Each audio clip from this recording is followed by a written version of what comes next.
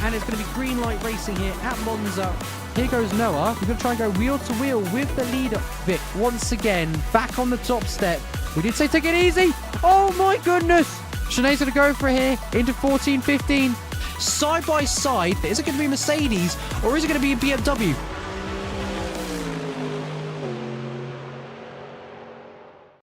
Hello everybody, how are we all doing? It's me, Mr. Flynn. We're back for the final round here at ACC today. And luckily, everything is working. I had a few minor technical issues, so I do apologise for that. So, as you may know, you probably will get a double ping notification in the Phoenix SimSport Discord. But that was my apologies. I have no idea what happened there. I started the stream, it was all going well, and then everything just absolutely started dying. So, we'll see how that goes. Unfortunately, if we got a new livery, I may not be able to see it due to some complications with my computer having its lovely moments. And we are stuck. Why are we stuck in this? I shouldn't be stuck in this. What's going on? I love these technical problems. Alright, we should now... No, I cannot do anything because everything's crashed. Give me a second, chat. Let me just see what's going on here. As we ride on board with one of the drivers, which is the lovely Lucas. See how he gets on today. Just bear with for a few moments, chat. I'm not too sure what is going on. It was all working beforehand and now it seems to have died. But yeah, whilst we've got this lovely angle at the moment, we'll try and get this preset removed as quickly as possible. On board with Lucas, like I said, and we're currently making our way through the normal Nürburgring first part of the track to begin with. And then, yeah, why is nothing working?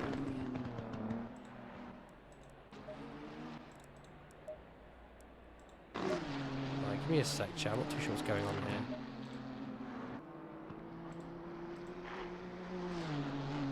Because it's not picking up anything now. I'm not too sure why.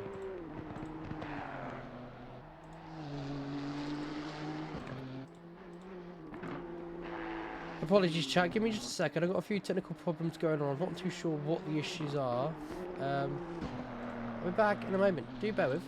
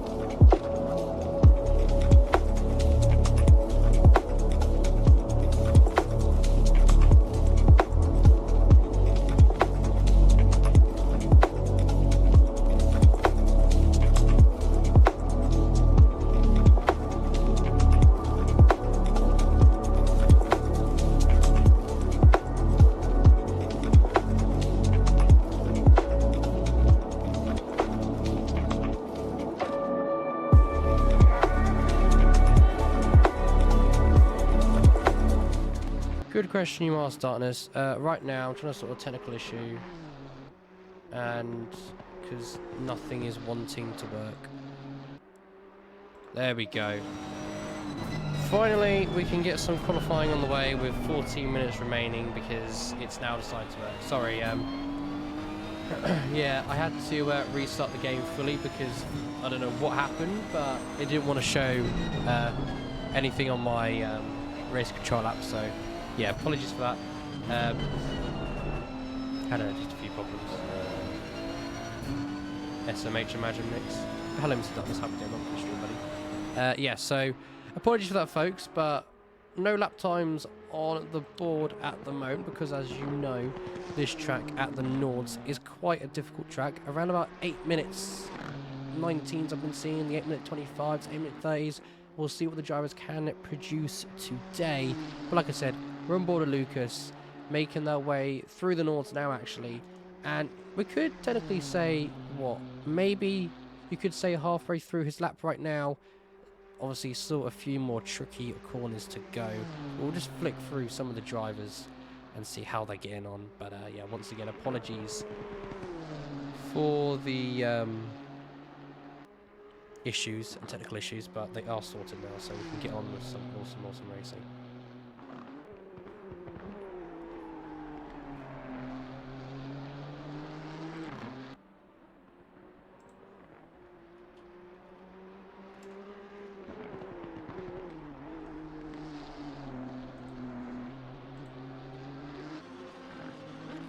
But yeah, how is the chat today and how is everybody? I'll try my absolute best as well to, you know, guide my way through this circuit today, but I'm not the most experienced. But obviously I do know one or two corners, like the Casio Triangle and the mini Casio Triangle. The carousel, should I say, what the triangle I'm about. I mean the carousel. You see, I'm already getting confused. We're off to a great start to the stream, aren't we, chat? Absolutely fantastic. Hello, Mr. Mix. What is the question? How am I? I am doing great, thanks. How about yourself? Hope you're well, buddy. But yeah, Nord's such a difficult circuit. Quite a lot of left-handers and right-handers, but this corner has to be my absolute favourite where Lucas is right now, making his way through a right-hander right now and then into a left-hander, and then some of these corners absolutely flat out. Just absolutely spectacular.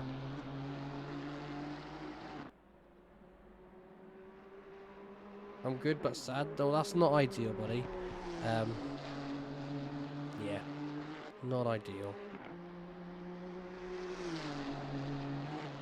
Now, this corner in particular where Lucas has gone through, if you take, you can take this flat out around about here, but there is an odd bump on the circuit, and if you get it completely wrong, then your car could be spinning around in circles, smacking the wall with some very, very severe damage. That is a good question, Lee. Thank you very much for reminding me. I totally didn't forget. Who's going to win the championship, you ask?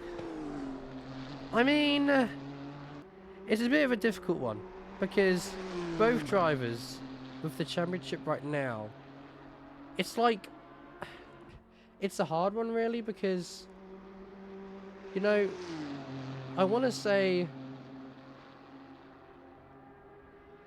Julian, because he's a very quick and pacey driver, but Canton on the other hand, they've shown some very good pace this season, and I really think they could be in contention to take a possible race victory more than Julian, because I was watching in like the practice sessions and Julian was looking quite quick and pacey, but unfortunately they just had a few moments here and there, a few issues, a few problems, and it wasn't ideal. So I think they managed to get those issues fixed, but I'm going to say Canton for the win. I'm going for Canton as we have our first lap time on the board finally, and I've realised I've not got that up. So let's go ahead and let's get that up on the board. And there's the lap time, an 8-minute 14.647. And then Julian slots into P2. He's doing around about 8-minute 17.070. We've got to wait for a few more lap times to peel on in, like Kelly about to cross the line now. And they've done an 8:28.540. Quite far off the pace, I say so, for Kelly. They are 13 seconds off. That is very far off, shall I say. Very far off. Ackerman. They're about to cross the line very, very shortly as Zach Webb slots into P4 for now. But Ackerman, an 8-minute 18.175. Very good indeed there. Like I said, Zach Webb crosses the line 8-minute 29.690. I know indeed they can do an 8:25. They've just got to find the confidence, find the power, and they'll get that job done. I mean, yeah, I can agree, Lily. Canton can have the crazy race pace, but sometimes they can really impress in qualifying. And so far, Julian slots into P2, as we said, an 8-minute 17.070. if we go on board with Canton, who unfortunately this lap time will not be valid because he's exceeded track limits, so he'll have to go again. So I'm guessing that means he's going to come towards the end of the first track layout of the Nürburgring, and he'll cut across. Instead of going into Nords, he'll go straight on to start his qualifying lap once again if they have enough fuel. But right now, let's go on board with car number 29, and we'll come back to Canton in a little bit. I don't think it is car 29. It is car 29. I can't see them on my screen, so I'm not sure why. This is a very good start today. Let's go on board with Suffocating,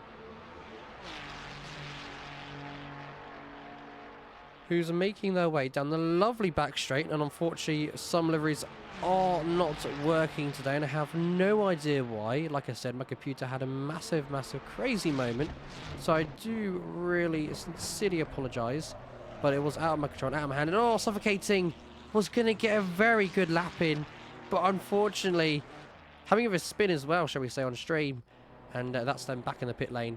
Currently P10 at the moment, yet to set a lap time as they drop down to P11. Yeah, definitely not ideal. Very unfortunate there. That is not what you want to see. We've got Jakob right now, known as Jake Spinner, running the Stagecoach GP livery, and they're about to come towards of their, Nord's lap time.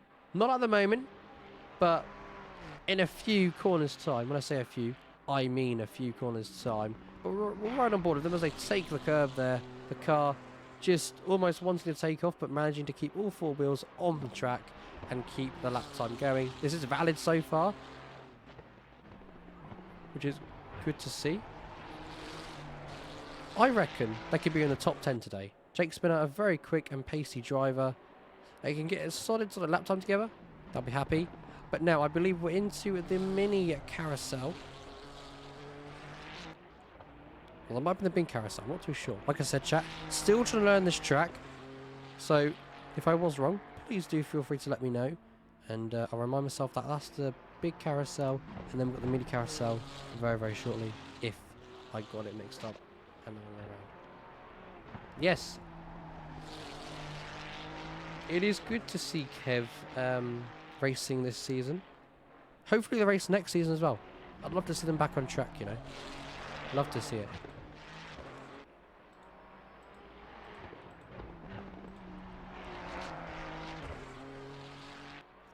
But now, on board with Jake Spinner still. Almost at the end of the quali lap here in the Nords. And I must say, some drivers right now about 3 seconds up on their delta. Second up on their delta. A few tenths up on their delta. We know this track can really start to ooze in lap time. It's Oozeby saying that. Goes P2, I believe. And they've done a 8:15.940. That's a stonking lap time there. Absolutely crazy.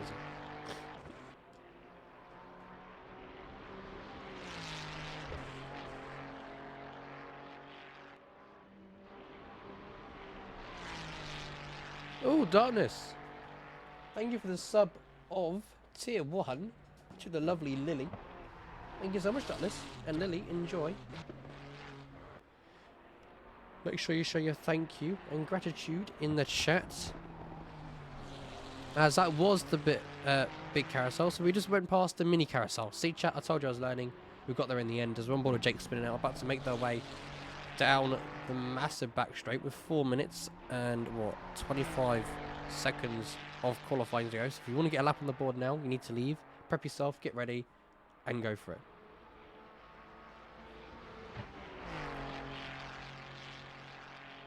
But it is also crazy to hear and see that the gears, or the car does come to the limit of gears, and the engine noise is just absolutely crazy. It's just like you could say one mad lawnmower screaming. It's crazy. And then I've got Jakob doing some interesting weaving tactics, just trying to get those tyres, I would say, into the right temperature. And then they're going to come to the final couple of corners to get their lap ready to go. Hopefully they can be in the top 10. We've only got 15 drivers on the grid today.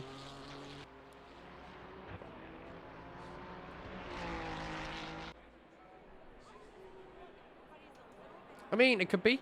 We'll go on board and see very, very shortly when Julian decides to make their way around the track. Where are they at the moment? They are P3 at the moment.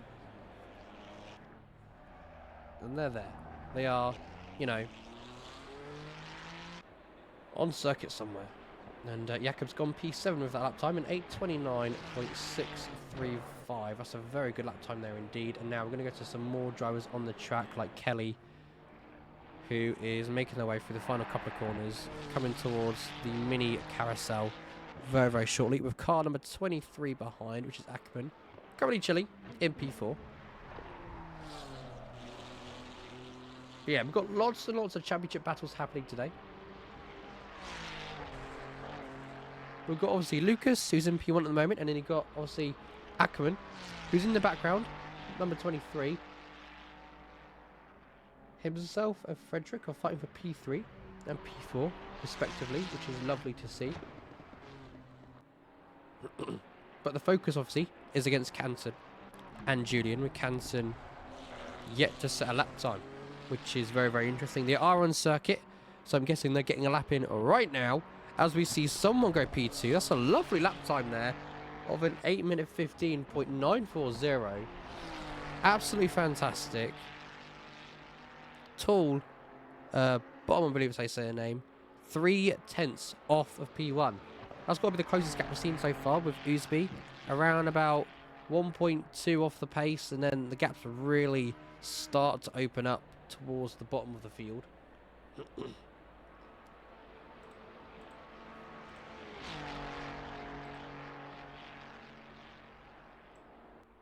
Yeah, chat, like I say, we just love to see it.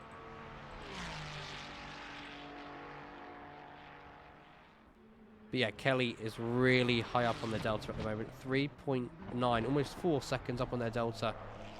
If they keep it nice and tidy, they could find themselves up the grid even a little bit more. Probably into P5 or P6. Probably going to be P6. When they cross the line now...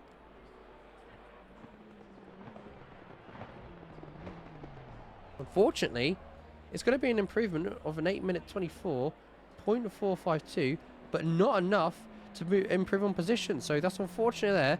That is going to be Kelly's qualifying done and dusted now. We'll go on board with Julian. Listen to that Lamborghini. That just sounds so, so nice. And we love to hear it. We love to see it. So they're actually going to come towards the back straight very, very shortly, I believe. And we'll get to hear the roar of that lovely Lambo any moment now. And we've got so many more drivers about to cross the line. Akron in the pit lane, P4 at the moment. Canton, I'm getting a little bit worried. He wants to be ahead of Julian, I'd say, on the start of the race. To know he could be fighting for a win to take the championship home today. But we'll see what happens. Are you ready? That sounds so nice. Just listen to that. That sounds so good, chat. I'm not gonna lie. It's a lovely sound. So, big up the Lambo. As they make their way through the final couple of corners. You've got little S's. And then you've got the left-hander to the right-hander. Make sure you don't mess up here too much. Take the curb on the inside as much as you can. And then foot flat out to the floor to the start and finish line.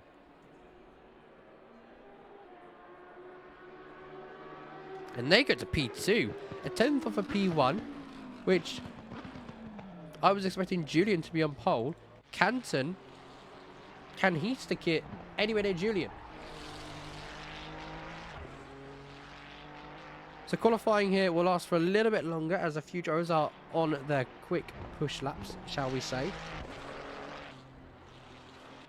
But a lot of drivers down from P10 to P16 are really starting to struggle to somewhat find a valid lap time on circuit.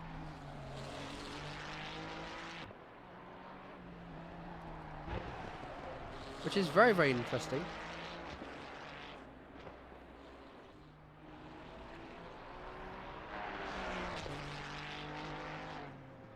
But we'll see if Canton can put a very competitive lap time in, as car number 95 is ahead of him, which is going to be suffocating. and never mind. Canton has spun round off into the grass. And unfortunately, that is their qualifying done and dusted. On board with the lovely Suffocating, making their way through a lovely flat-out section on the circuit right now. Look at that. Oh, almost losing the back end, but managing to save it. A very good save there by Suffocating, but would have lost a lot of time there. A lot of time. No, that is not a good idea for the championship as we make our way through the mini carousel. Right now, I'm guessing the championship is falling into Julian's hands. And they're up in P2. So Julian right now is singing and dancing and will be delighted to be where he is at the moment.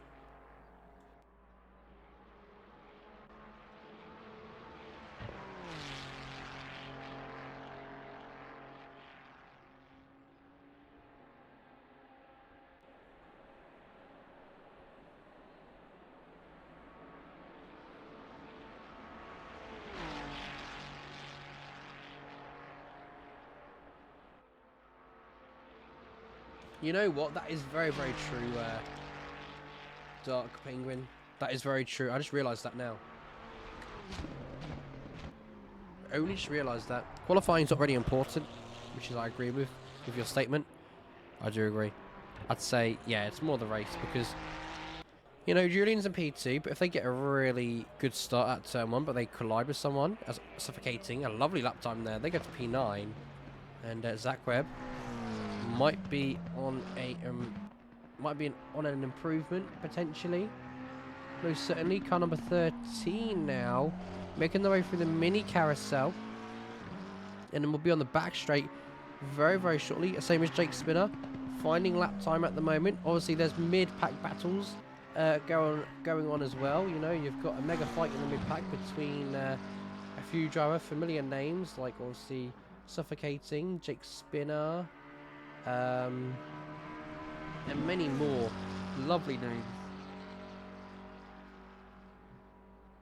You'd love to see it.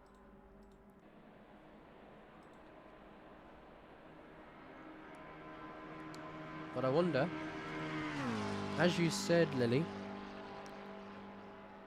who is your vote for winning this championship today?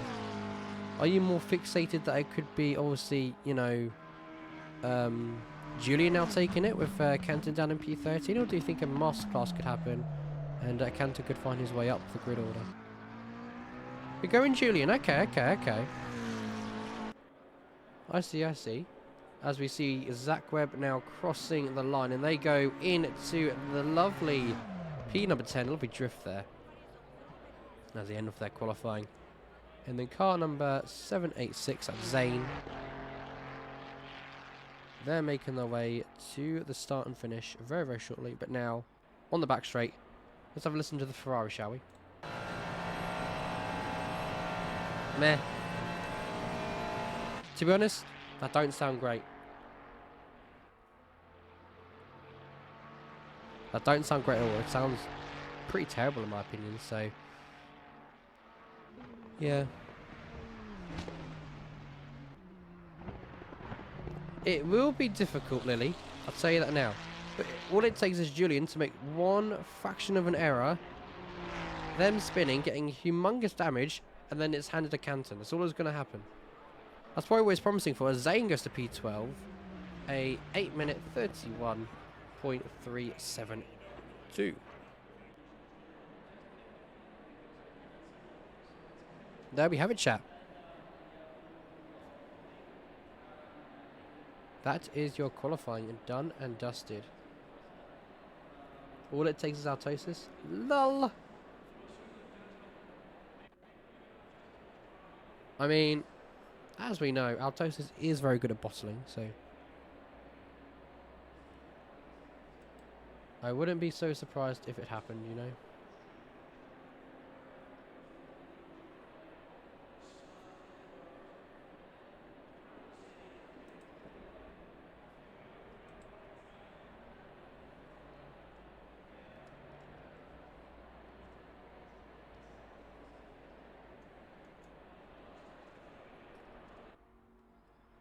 And there we go, chat. We're now into the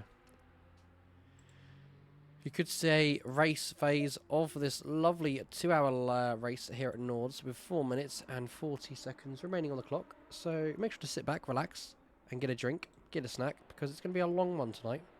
I say that. It won't be a long one, but we'll see how we get on.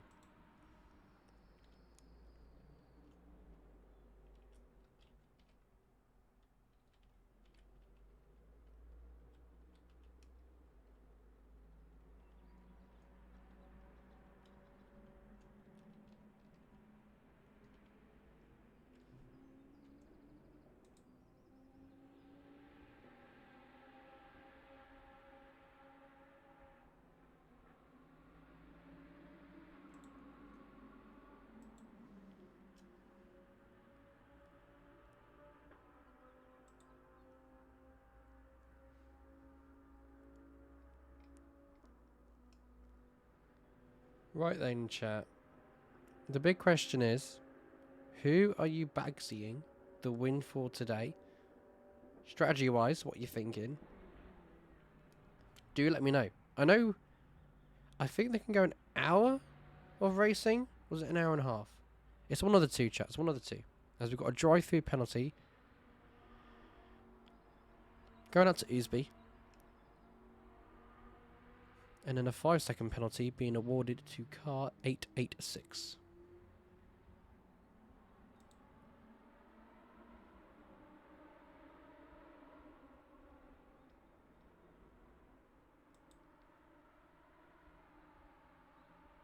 It's 90 minutes, is it? Okay. Interesting. So, again, hour of race fuel. Okay. We could see aggressive, interesting strategies because either drivers can make up a lot of time without spinning, or if you're spinning, that's probably game over any race over 2. Not trying to say it in a harsh way, but that's what most likely could happen. Exactly, Lily. Anything could happen.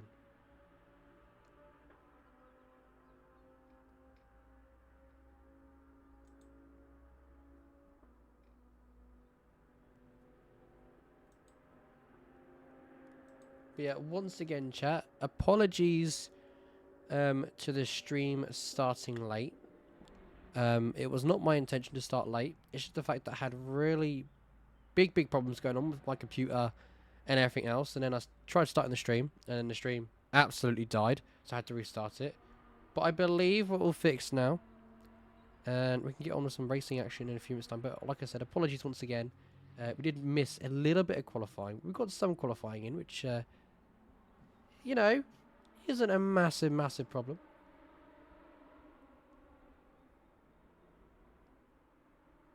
Any bet on how many cars finished lap 1?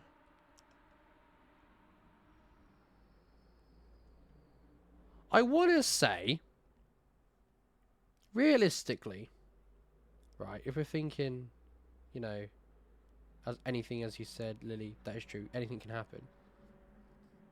I want to say that drivers here, think about it, right?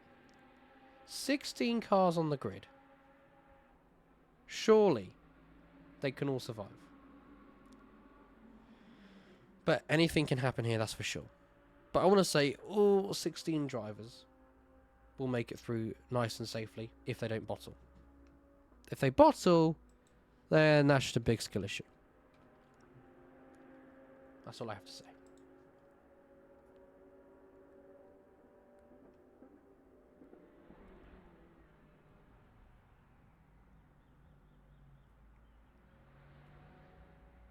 A very big skill issue indeed, as we've got 30 seconds until the session begins. So obviously make sure you got a drink.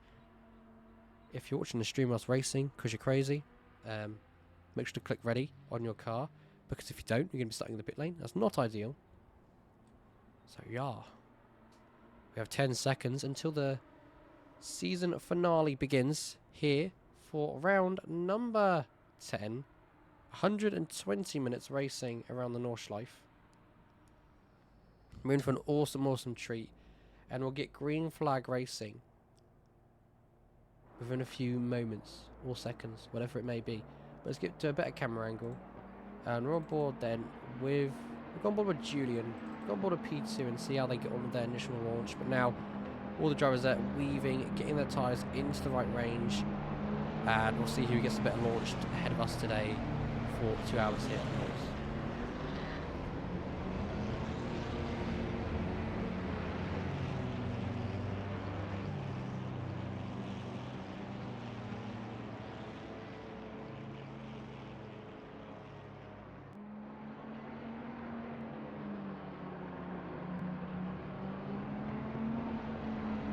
The McLaren OPS starts. Okay. We'll see. Really? I mean, I guess we'll find out when it gets racing under green flag conditions, but right now, top two making their way through the first couple of corners, and we're going to get green flag racing here any moment in time. Lucas will lead the cars in a double formation, and as soon as they get to where they need to be, it'll be green flag. And we can get going here. Don't know why I was going to say green. No idea why, chat. But we'll just wait patiently for the green lights to flash at us. And we get going. The Nissan could get a good start. It's lights out. And away we go. And it's a very even start for the top two. Almost leaving the rest of the drivers behind. It's a very good start for a few drivers in the background. Into turn number one. Someone's going for a late dive. Up the inside and smacks Julian. And there's already drama. Altosis is going wide there into turn two. Holy shenanigans. That McLaren was really trying to send it there. Definitely not ideal. Altosis losing a couple of positions there. Julian getting smacked there, so could have suffered, I don't know, with a little bit of damage. And Lucas already trying to break the gap distance here. Lap number one of racing. The gap separated by 9 tenths. Almost a second. That was crazy by the McLaren there, just to say. As we have Oosby right up the gearbox to Julian, and what on earth am I seeing there? What on earth was that? By Oosby trying to go for a move there. Julian under humongous pressure right now. That is not what you want to see from Oosby, trying to send it into basically no man's land, because that was a very almost a cheeky move where it could have got pretty nasty. Exactly. It is a 2-hour race. As you said, it's not one on lap one. So the drivers, you know, they need to chill out just a little bit. They're being very highly aggressive. So hopefully they do chill out. But now it's time for the event we've been waiting for. And that's not what you're wanting to see. That's Julian going off track. Oosby trying to go around the outside now. Currently in P3, but it's not updated yet. I've got no idea why. So the leaderboard thing is quite behind. It'll probably be behind for the first lap of racing here. So I've got to try and remember who's in what position elsewhere on the circuit. It's going to be a little bit of a tough one. But there we go. It's updated. Oosby now in P3, even though he's in P2. So great to see there. Cheers, ACC. And then we do have someone in the background. I believe that is going to be... I'm guessing keepers in the background, because obviously Altosis is behind him, so that's what I'm going for. I'm guessing keepers is P4, as Altosis is going wheel to wheel with him in the Nords, which you don't really want to see wheel to wheel action here, but all the drivers keep it nice and tidy. Yes, it's getting a bit crazy. It's getting a bit out of hand, shall we say, chat. Will be updated. Corners crossing sector 1. That's what we hope for. That's what we hope for indeed. We're going to play the patient game as, yeah, Oosby having a drive through at the circuit as well. Ouch. That is a big ouch. But, nevertheless, we'll go to the back of the grid now, because there are some excellent battles going on. And all saying that, someone's around. That's Zane in the Ferrari, I believe. They are round, and that's going to be them at the back of the track. And obviously, someone's got off circuit there as well, as we ride on board with the lovely Stagecoach livery of Jake Spinner. Wowzers. Already some crazy racing action, and we're literally only a couple of minutes into the racing action. This is, yeah, scary.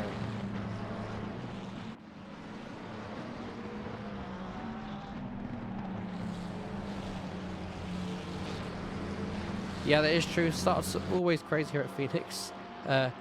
The drivers do like to be a little bit crazy. And actually, someone's actually on the grass. And that's going to be Jake Smith in the background, taking to the grass, losing a position then to Canton, who finds their way into P10. Canton making ground, making moves where they would like to be, but not in P10.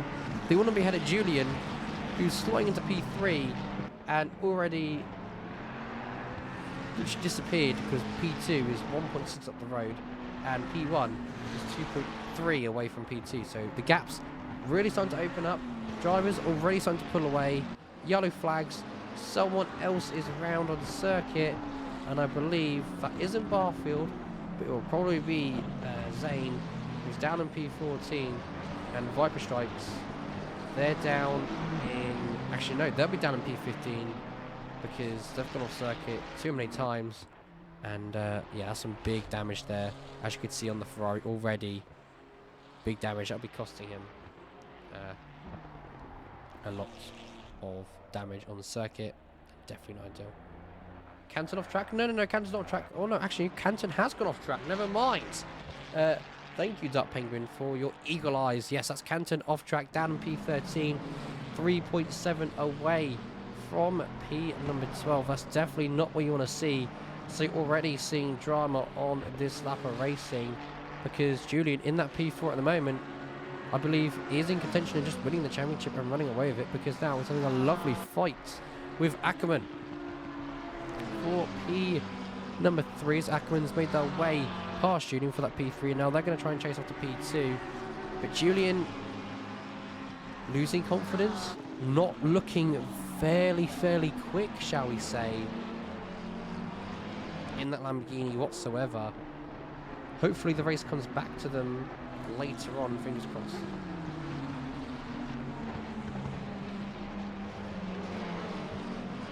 It was in the background, was it?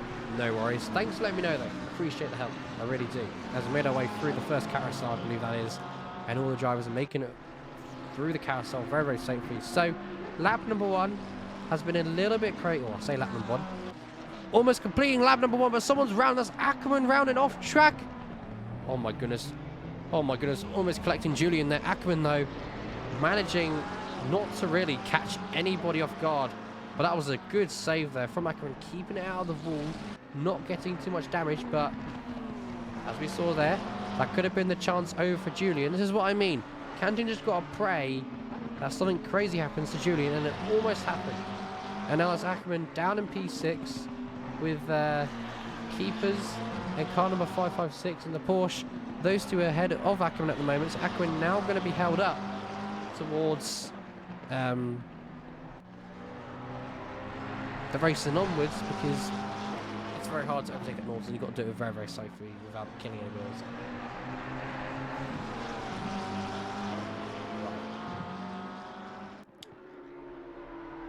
So, some tough battles going on here. Luckily, we've got being so lucky to be on board with one right now. Between 3 drivers and Ackerman trying to recover on what just happened with them spinning around on the circuit, which definitely wasn't ideal.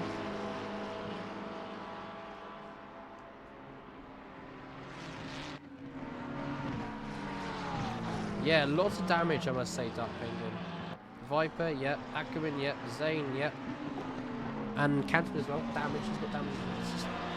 It's already crazy.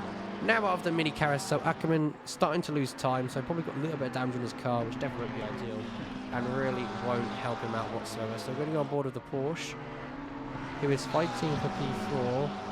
Hasn't found a way through at the moment, but might get a move done here very shortly. If we go on board with P4 and go on a wing cam point of view, we can see the straight line speed between both drivers, and it looks like the McLaren is actually pulling away in a straight line, which is quite interesting.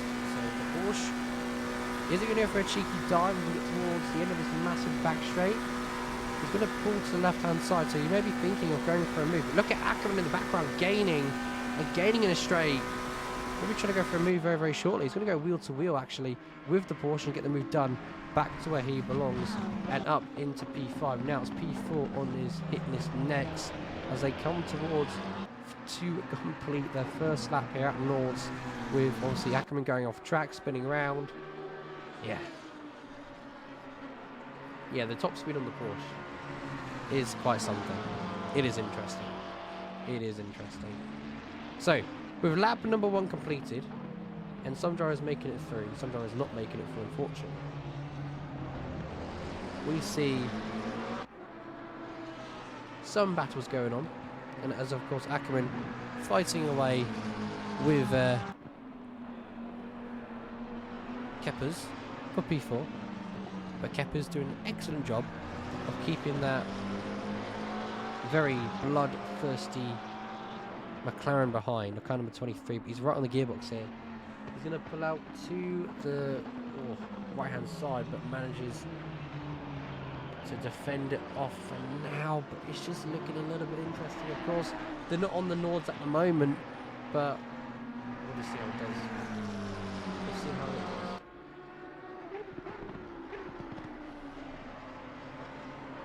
does. Yeah, this is what I mean.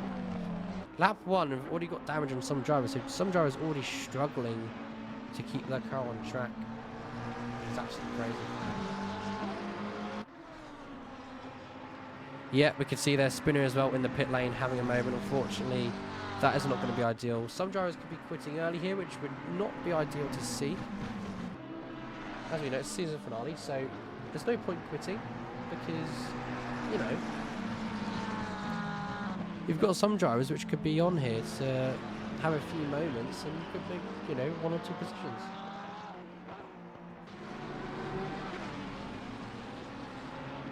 Yeah, that is also true. We've only got 2 cars into the pit lane at the moment, but I'm not too sure if they're going to make their way out the pits again. I'm not too sure what's going to happen there, but we're going to go on board with Suffocator because look at this wheel-to-wheel action here we're getting into the Nords. They've all just entered it. And it's absolutely crazy. So, as we can see, we have Suffocating in P9, followed by Kelly, right in front of them. Ahead of Kelly is Zach Webb in that lovely P7, 9.8 away from P6. All Suffocating a bit of a slidey moment there, but managing to keep where they are at the moment and maintain position, but not for long, as Mr. Vabo is probably going to look to have a move here. Going to pull to the right-hand side, but then tuck into the rear wing of Suffocating. Try and send him offline, but someone's going offline, and that's Vabo, as the BMW almost getting pushed into the grass there, but the Beamer making his way through. That's Barfield, car number 20 at 92, up into P10. Don't know why I was going to say a different number, but, you know, it is what it is. It happens, chat. And now, on Barfield's next list, it's going to be Suffocating for that P9 spot. Suffocating, trying to make a move on Kelly for that P number 8. So it's all going on.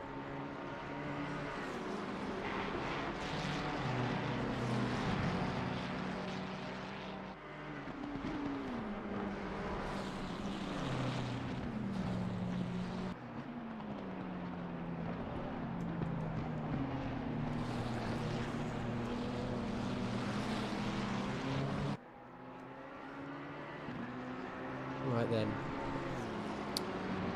So, what can we see at the moment? We can see that Ackerman still chilling in that P5. Not been able to get past the driver of car number 456 now.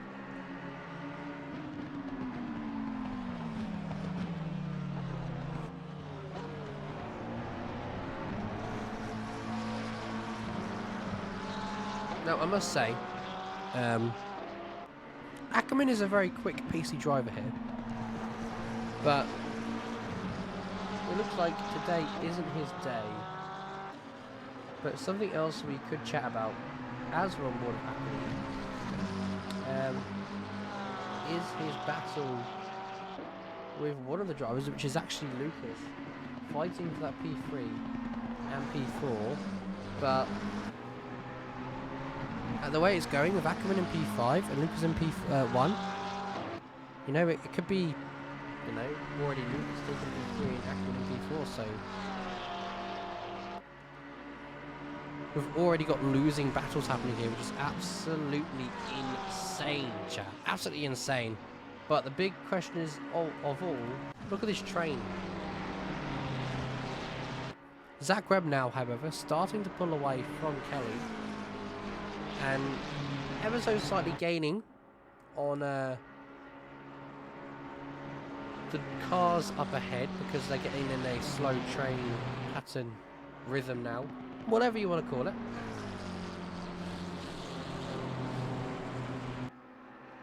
But no cheeky moves being done just yet. Just nice racing. Keeping it on circuit.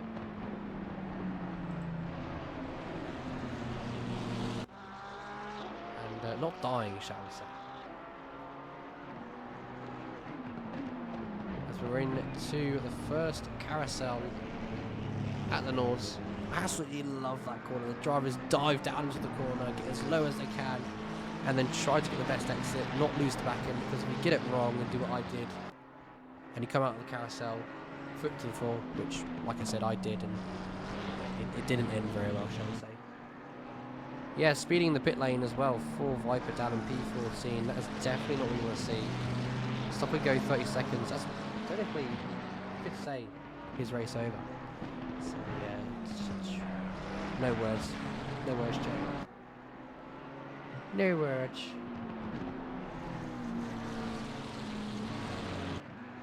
Zach Webber having a few terrible couple of corners, and that has really put Kelly on his gearbox right now as they make their way out of the left-hander towards the right-hander, and suffocating, getting onto the gravel there, and yeah, almost losing the cover, managing to save it. We're going to get to the back straight very, very shortly, and to the second carousel, the mini carousel, shall we just say. See how they get on. But foot flat to the floor now, someone off track, and they're suffocating, trying to keep it out of the driver's ways. But he's caused big commotion, big crash. Barfield involved in that one, I believe, as well. Canton, never mind, Canton was not involved in that. I don't think he was. Or was he? No. It was Mr. Vabo, actually, sorry. Mr. Vabo and Barfield involved in that contact. Big damage for the pair of them. Look at that BMW. That BMW's front end is completely squished in, and he can't turn the car for days. That is definitely not ideal. As we make way at the mini carousel, you can't turn the car. That'll probably be a big penalty towards suffocating way, but we'll see what the stewards think of that incident. As we see Canton in a P8 right now, trying to charge for that P number 7 and getting past Kelly on that massive back straight. Is the driver, though, going to make it stick? Is it going to happen? They're going to be wheel to wheel. Still wheel to wheel, but the Ferrari, obviously both Ferraris, but Canton's Ferrari just ahead a little bit more. But who's going to be late on the brakes? It's going to be Canton. Look at that, already done before the second corner, and he's up into P7. Next on his list is P number 6, which is, you know, 556 in the Porsche. About 20 seconds is the gap to where they are, so it's time to get in that rhythm, get your head low, focus up, and away you go.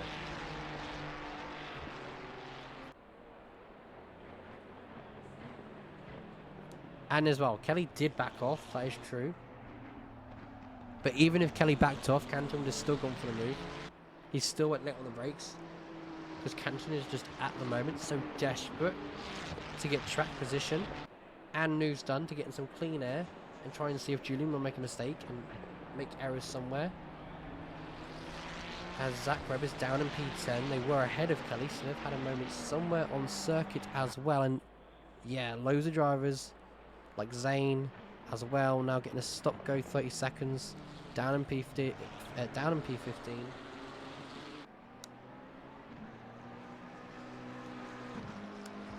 Like I say, definitely not ideal, definitely not what you want to see. And the problem is, if drivers keep spinning,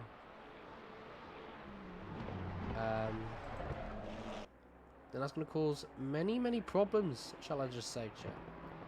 Many problems.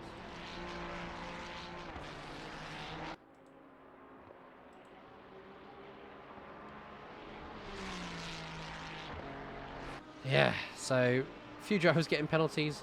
Left, right and centre. Barfield into the pit lane. Suffocating in the pit lane. Spinner again into the pit lane. Yeah, we're seeing a lot of drivers into the pits again. So damage left, right and centre on circuit. But we're going to go on board with the Porsche now. Looking at the top 6.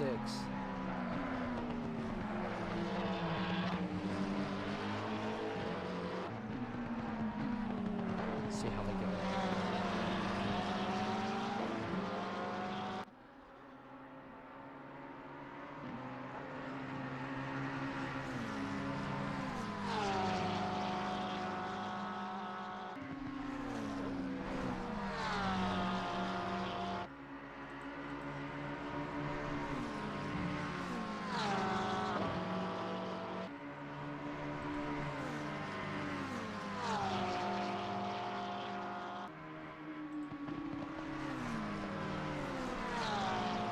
Look at this, all the drivers look so confident. These ones though, I don't think have been mistakes, I say that. Ackerman's a mistake. But Keppers in P5 may lose a position to P6 very, very shortly because the Porsche looking highly more confident through the first couple of corners into the north. I say the first couple of corners. I could say almost halfway through the circuit. Yeah, he's kind of closed the gap to Frederick, so Frederick might have gone off track somewhere. Yeah.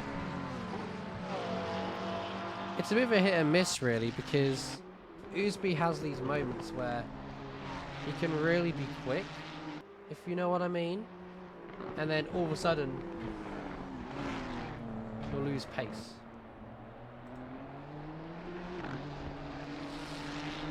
If you get what I mean.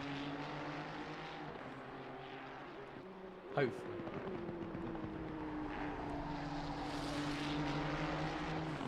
But he has significantly to close that gap to Frederick. Around about 6 tenths of a second now between the pair of them. For that P1 number spot, of course. So we could see a fight on our hands and a change of the lead, maybe.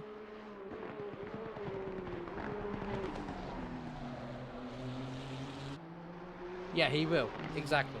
As we talked about at the beginning of the race. He got a drive-through, I believe, was it last round? Some interesting manoeuvres, that's all I'm going to say.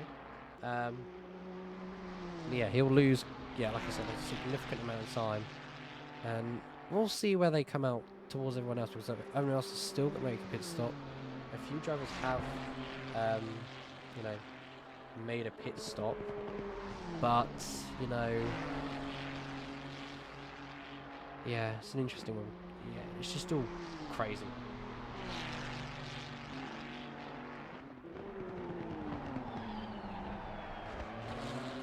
No worries, Co. No worries indeed. How you doing? Welcome to the stream, buddy. Hope you're well. Yeah, we're just into an hour of 37 minutes remaining as we make our way into the first carousel. And Oosby around about 1.1, shall we say. 1.2. Oosby starting to gain time and then lose time once again, which definitely isn't ideal. That's what I mean. It's so close for the top 4 where they fight it out on track today. Julian at the moment, if he stays the way it is, he'll be taking the crown home today if they don't spin and crash out.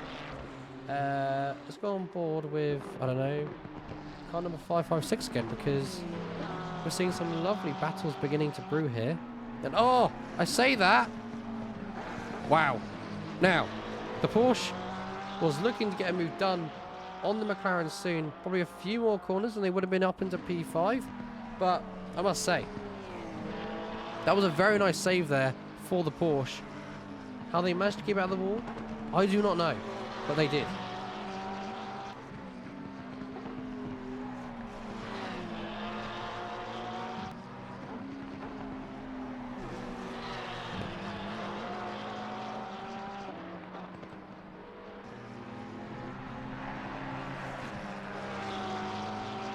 So that's what we love to see.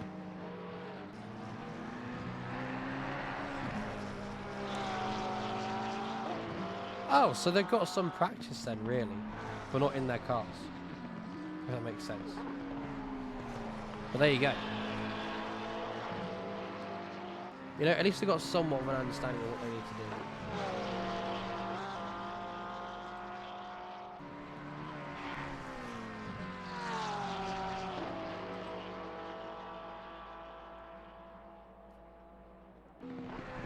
But I mean, fair dues, fair dues.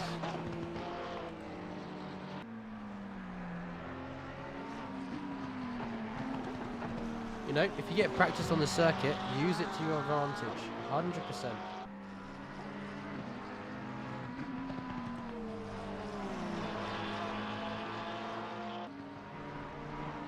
Oh, well, never mind then. If it was in the wet, then...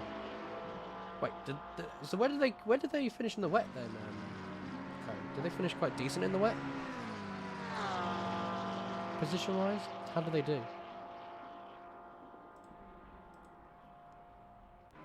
Was it, you know, like a decent result? If you get me?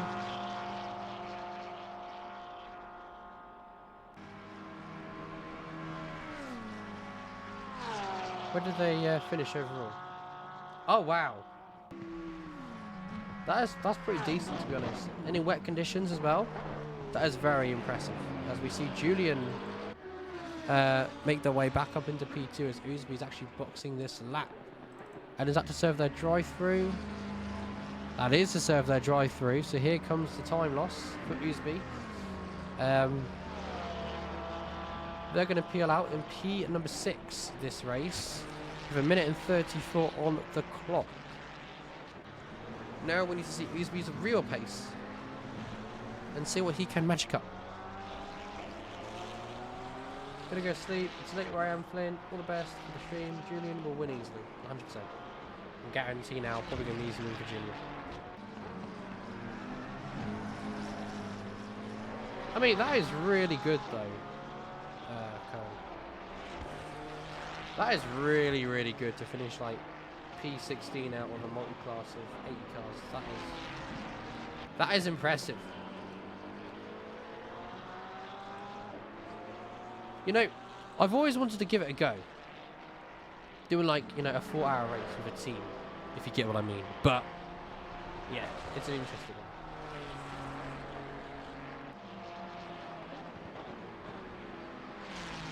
So like, do you get what I mean? I want to give it a go, but I need to find a team first. But I'm absolutely rubbish at the game.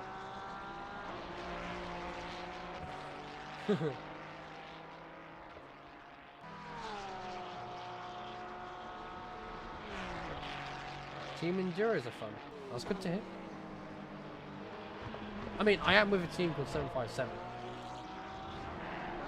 The lovely friends of me, Jakub, Suffocating, Viper, Web, Darkness, and so many lovely people. Oh, lovely. How did that go? Was that good? I hope it was.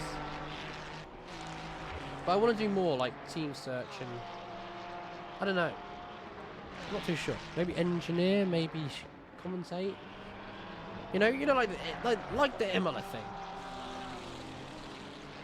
Essentially, I want to do something like that. That would be nice. Now, the only problem is, we're not seeing many battles going on because the gaps have really started to open up.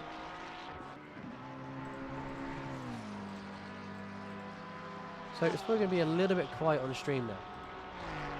Like fairly quiet.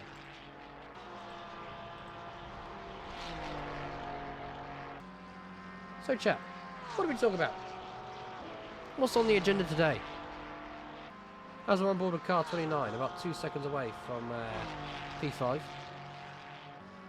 Let's see how they get on.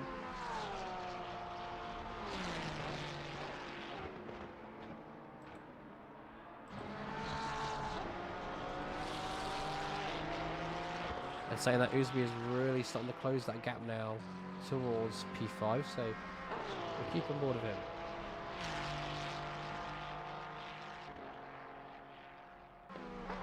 Interesting, interesting.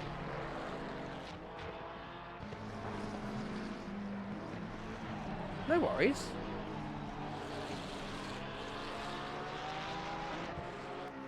I'll have to look into it then, I must say. Okay. I'll have to look into it and see if I can find time to do it.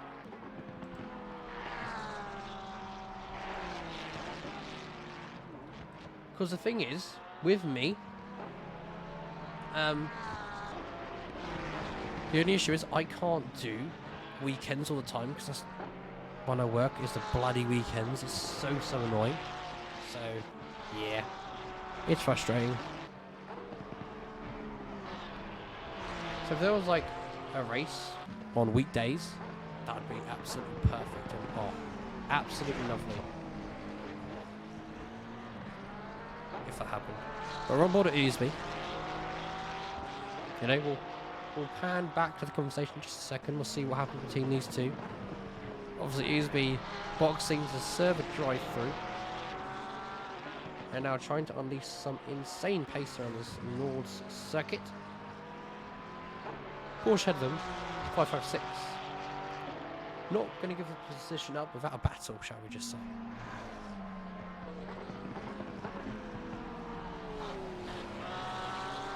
What we're going to see, is it going to be an easy pass for Oosby? Or is it time to fight it out on the track right now? Most likely. Going to fight it out on track. We'll see what happens. So they're going to go almost wheel to wheel. Oh, the Porsche almost slamming into Oosby there. But Oosby, literally before the braking zone, he's got some crazy top line speed, or top speed, shall we say, on that Ferrari, because he's up already into P5. That was an easy move. I did think the Porsche was going to give a big fight, but no.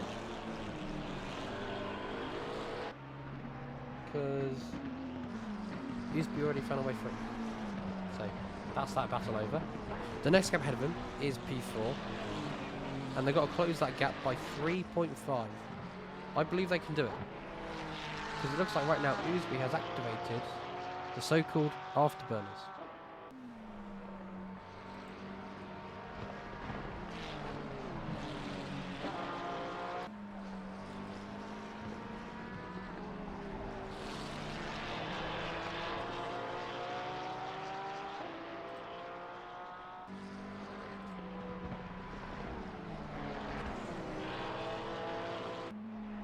Look at that, it's crazy how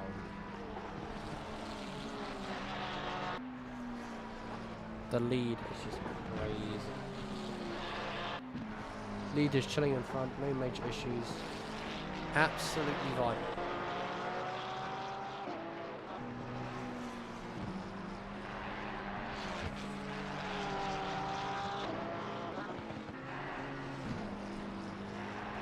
As we do have somebody closing in, and obviously that's going to be the car behind the Porsche, trying to close into the rear of that Ferrari of Oosby, but Oosby now starting to pull away and starting to really close that gap down to P5s. We're on board with Zach Webb, who's gone off track somewhere, looks like at the Nords, and just ahead of him I believe that is going to be Mr. Vabo. And they're going to fight it for P number 9 with Vabo. Looking like he has some hefty damage, and it's going to be an easy move for Zach Webb up into P9. He could try and chase down P number 8, which is around about 20.5 seconds up the road. So, yeah, the battle is on.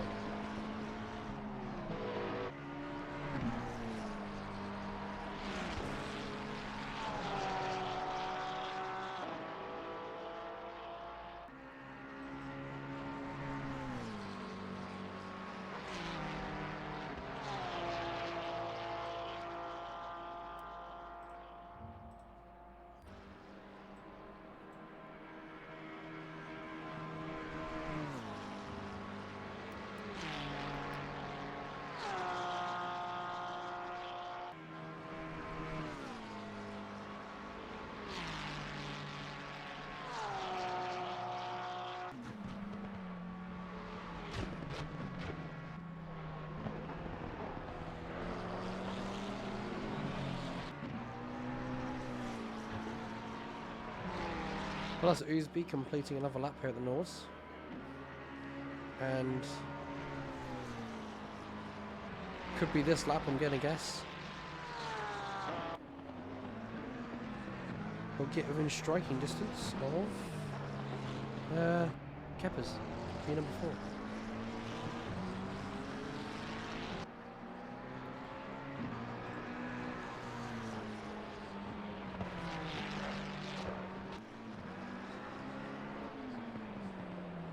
Yeah, it does look like Canton is disconnected. That is true, Duck.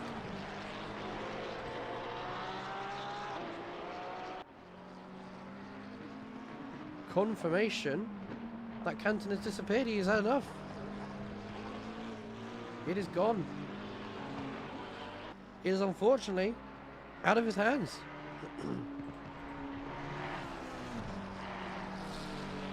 Canton is no more. What do you say, chat? I'm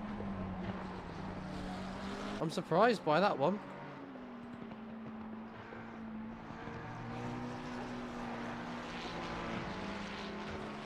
I have no words for that one. I don't think he did. I think he just had enough. I don't remember him having that moment. Yeah. I don't remember him having a moment at all, to be honest.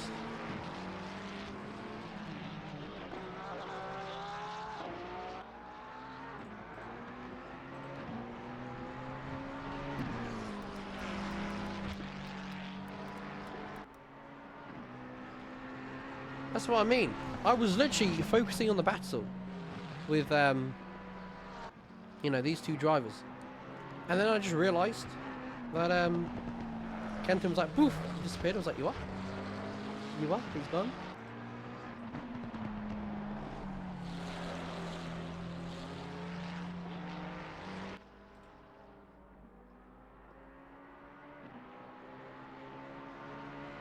Yep. Spinner Viper also gone.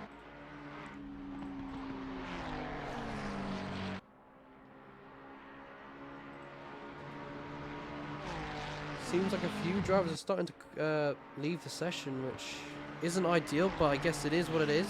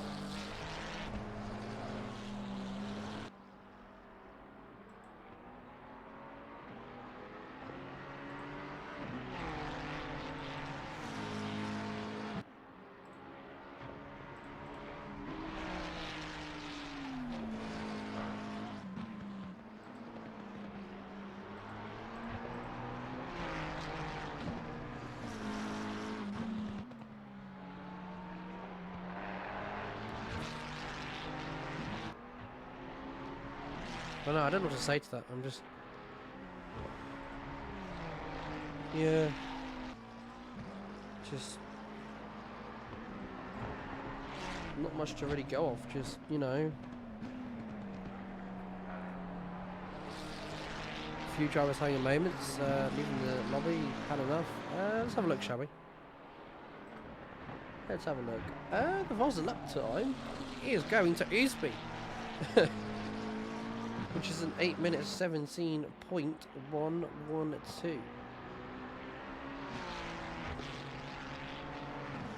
The fastest lap time so far. Now, let's enable autocam and see what it brings us here. There we go. So we're on board of Barfield. Car number 92.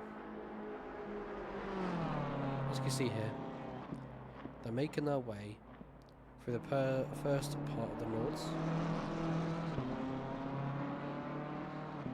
And yeah, it's looking quite nice, you know. A taking it nice and easy. They're vibing in P9. Having a wonderful race, shall we say.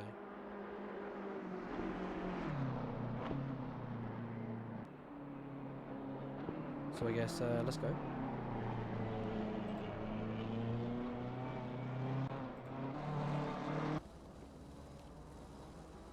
So yeah.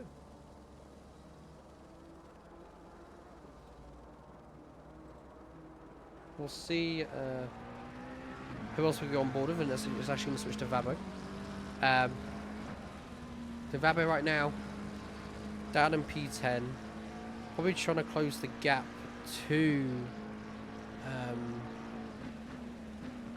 Barfield, but the gap is pretty excessive, pretty humongous, shall I say.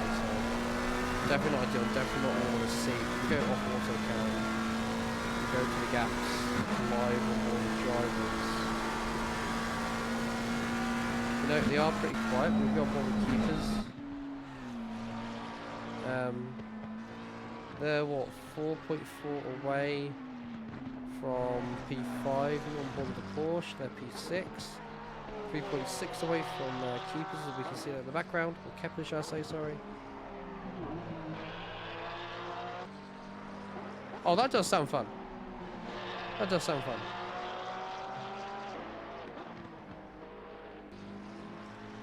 I'll tell you what though.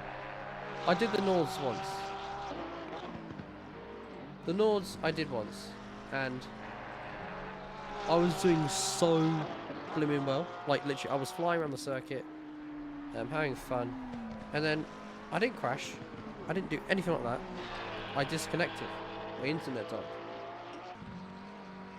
It was so annoying that day. I think that was a serious race as well, but I can't remember where I was racing at the time, but yeah, that was really frustrating and annoying.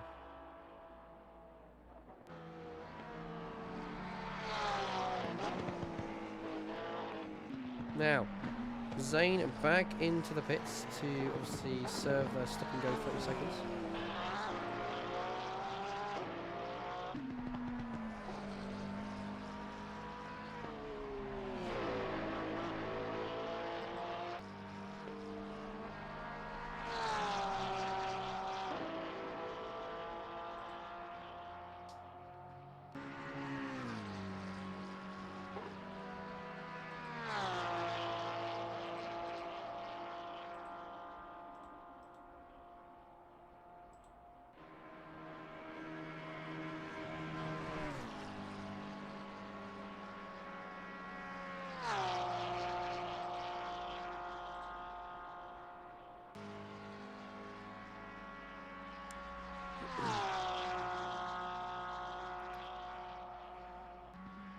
But yeah, the content's starting to get a little bit quiet now.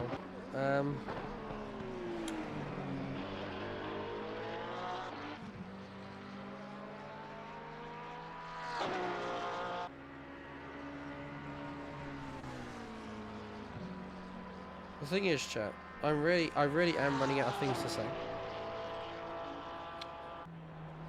I am not starting to struggle.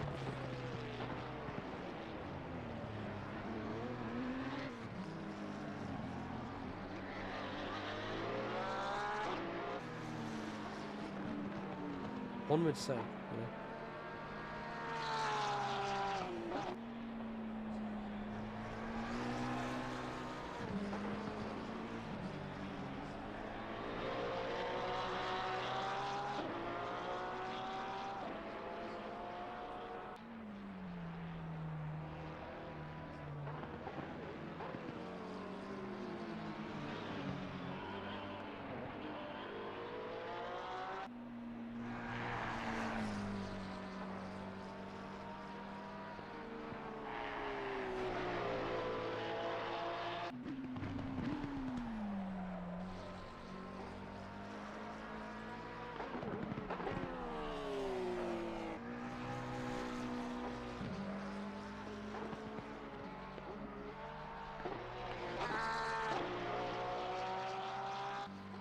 Pretty much right now, we're just waiting for someone to bin it.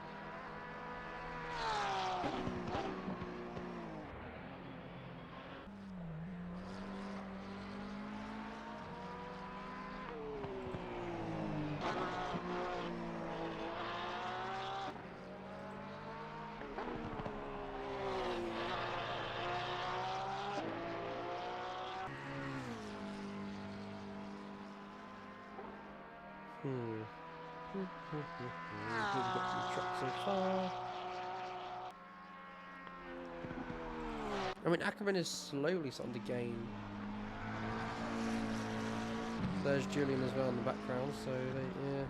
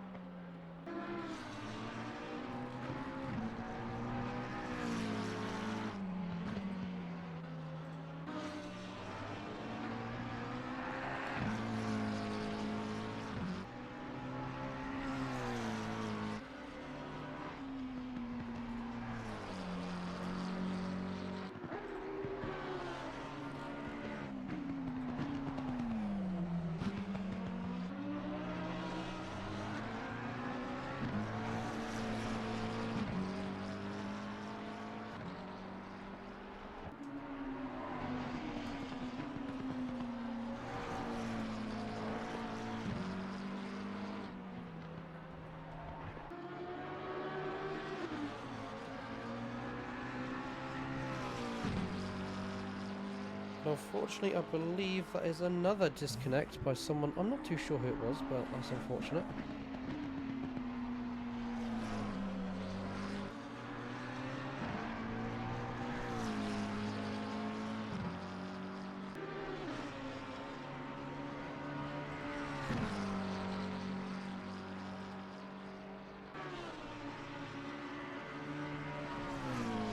Yeah. I guess it is what it is.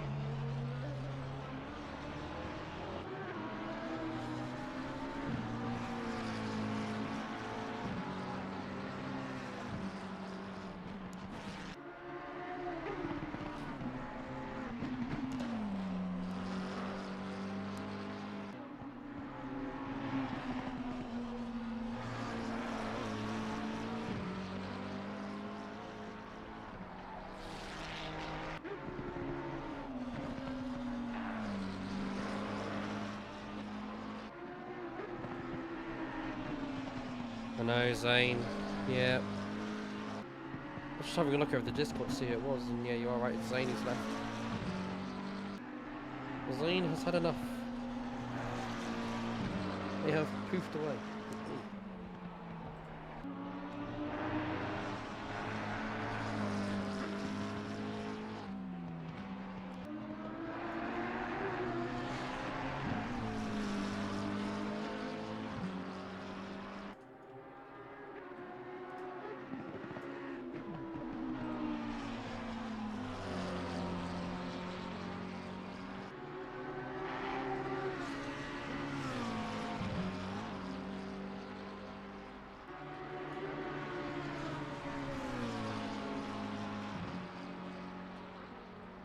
After waiting patiently though, finally got a fight on our hands.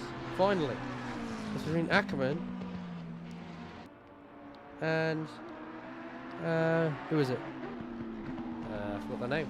Julian, that's the one. There you go. These two are gonna fight it on track now, around the Nords, and hopefully not die.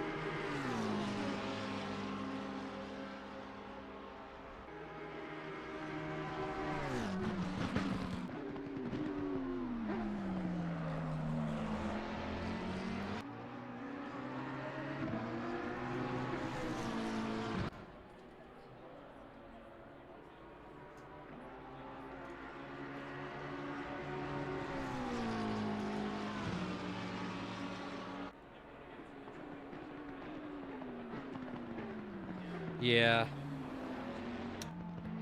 Not a great day for some drivers, but Julian, to be honest right now, it's a bit of a weird situation because Julian doesn't really have to race for anything now. Like, Julian just has to finish the race, I believe, and they've done it. Do you know what I mean?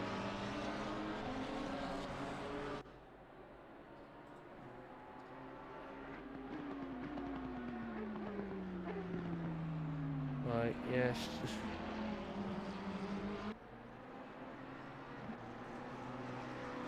It's like the championship is now there.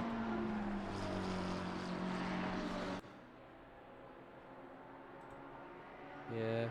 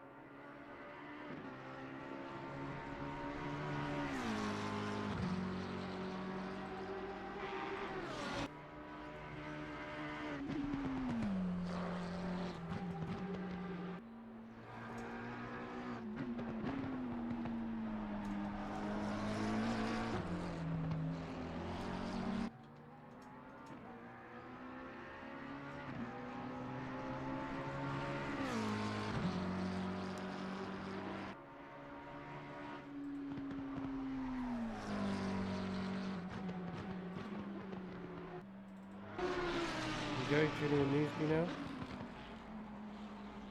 Julian's really dropped off the pace all of a sudden.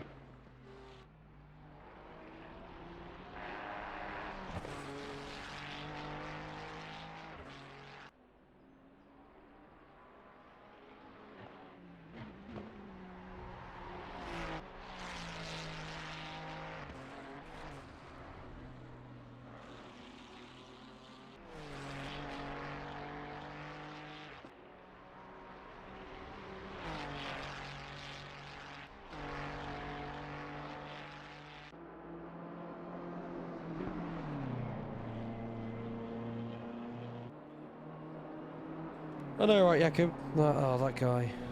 Goodness me, that guy's just absolutely awful, isn't he? Wrong? Nah. I mean, you could be wrong. You could not be wrong. It just depends. We're just chilling here. We're just vibing. I'm just literally waiting for like gaps to close ever so slightly. No, I know. I'm just, you know, it's too kind. Imagine darkness. Oh, don't, no, Jakob, don't. Jakob, don't start this now. Don't start this now. And we've got a few cars into in as well. Got Julian in, Keeper's in, or Kepper's in. Keep getting the name wrong, it's really annoying me now. And we've got 556 into pit lane. On board with Vabo now. In that lovely car. Oh, drifting around Nords and spinning. Well, that's not what you want to see. Spinning around in Nords.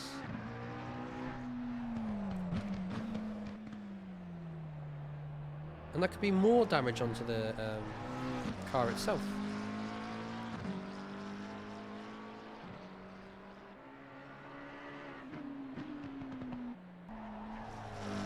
Exactly, Darkness. Exactly. I agree with your statement.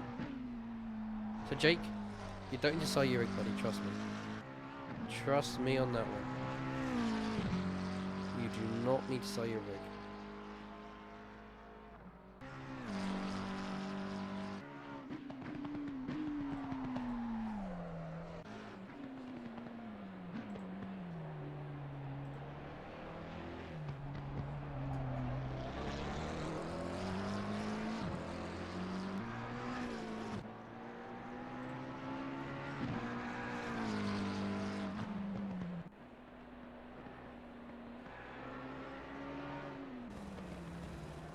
Yeah, you know what, that is a fair statement. That is very true, you know. That is very true. I would agree on that one. I'll try to have fun, don't you worry.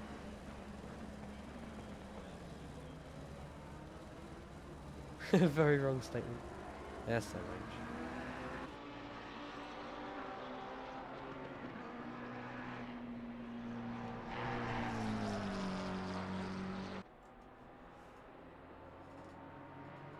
Yes, mate.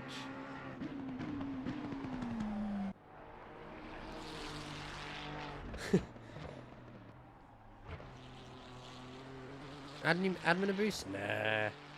Never. Don't know what you're on about.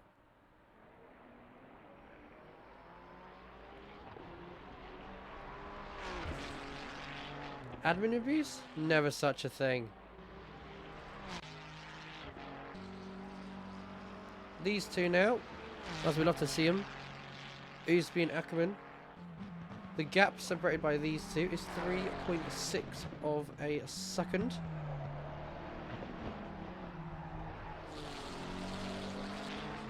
And is rapidly closing.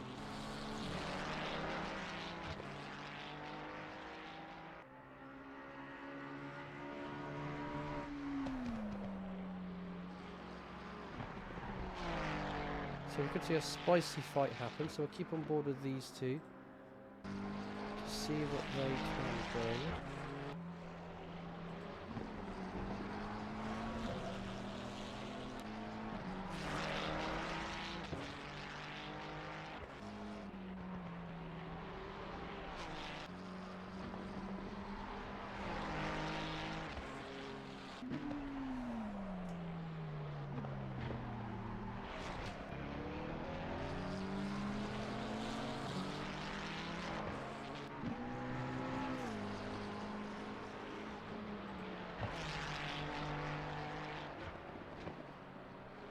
Gap is roughly still the same. This is what confuses me about these two. Like, they get really, really fast, and then all of a sudden they get really, really slow. And then they get fast and slow. So it's like, are you going fast? Or are you going slow? Pick one. What are you doing?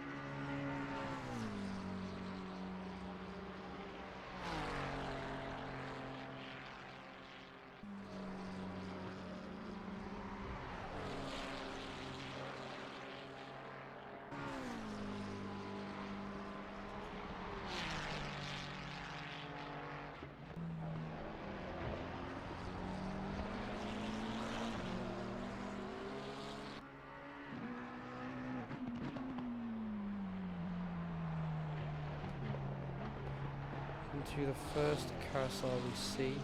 Not the small one, the big one. See, chat? I'm not getting so confused now, am I?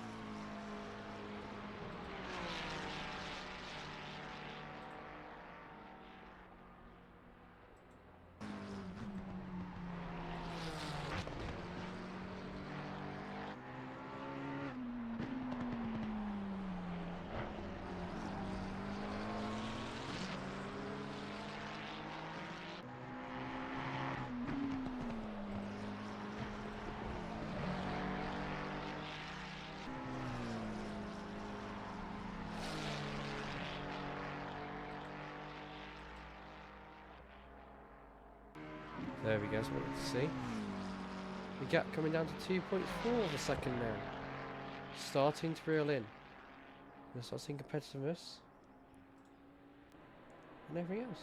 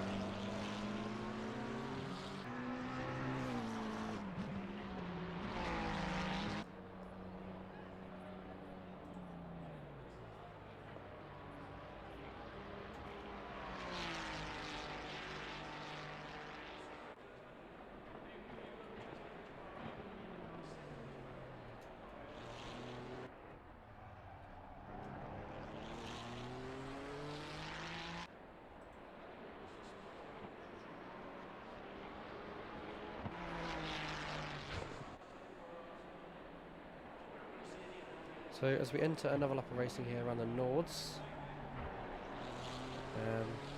Weesby obviously once again takes it in P1 as we see drivers now again peel into the pit lane. That's going to be Ackerman in and Lucas of course out of the pits. So Weesby's probably got a box again, but he's already boxed to serve his, I think it was drive-through, so I'm not too sure if he's stopped his stint yet. No, he still kept going for an hour and 8 minutes, so he needs to come to a halt at some point.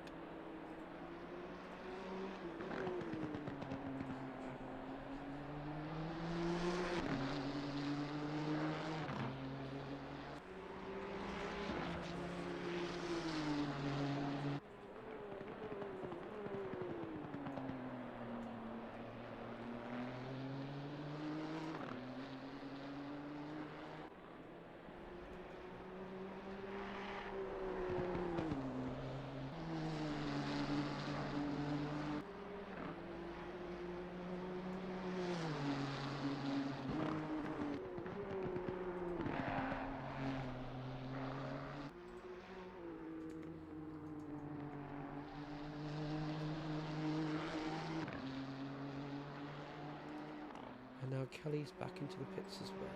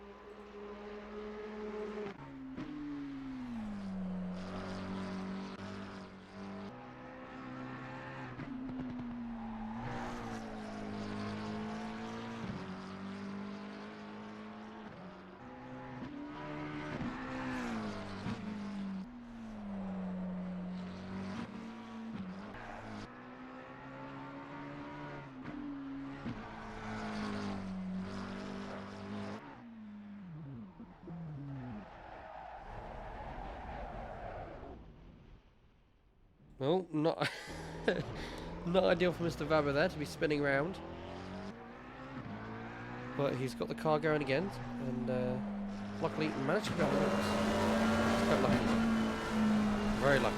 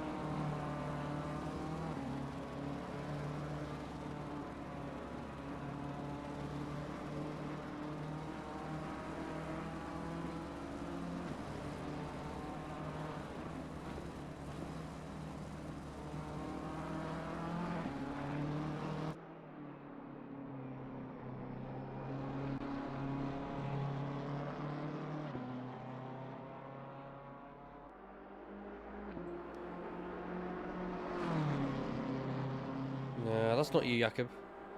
At all. Don't know what you're on about.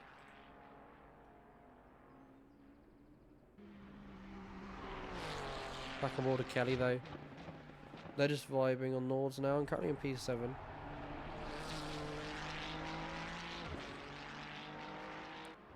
With the pace they are currently going at, they are slowly but surely closing the gap to P6. That is true. That is true, Jake, I must say.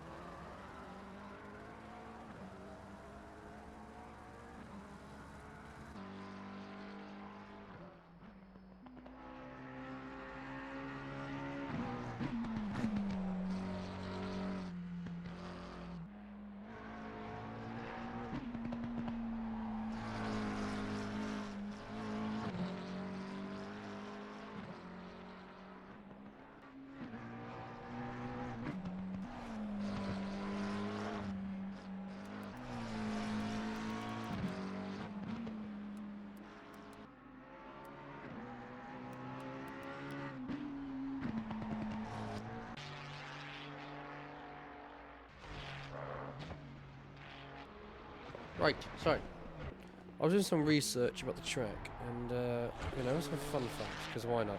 To entertain the stream. The North Loop is, what's interesting, the North Loop is like 20.830 kilometers, 12.943 miles long. It contains more than 300 meters, 1,000 feet of elevation change from slowest to highest points. That is quite, you know, interesting if I say so myself. Other facts I've found about the track itself is, yeah, very, very interesting.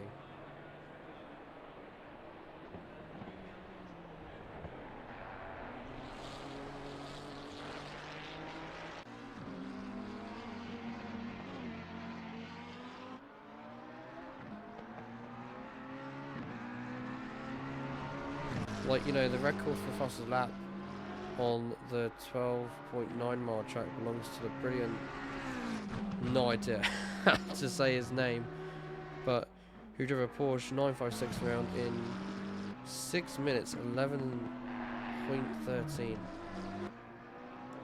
averaging 125.6 miles per hour in qualifying. That is crazy. There might be a battle for PT, that is true. We all move to that and see what's going on there. Finally, some racing action.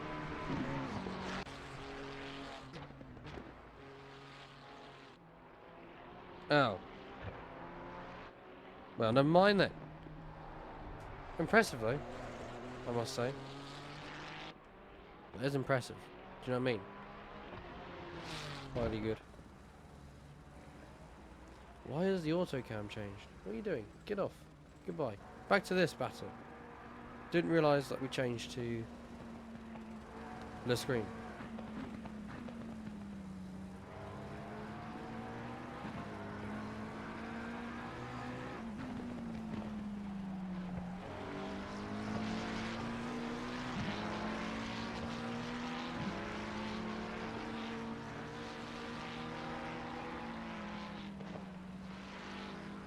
Look at Wobby. We can have a look at Wobby. Into the pits. Oh my goodness, he is... What on earth has he done? Bro literally can't drive straight. Look at the wheel.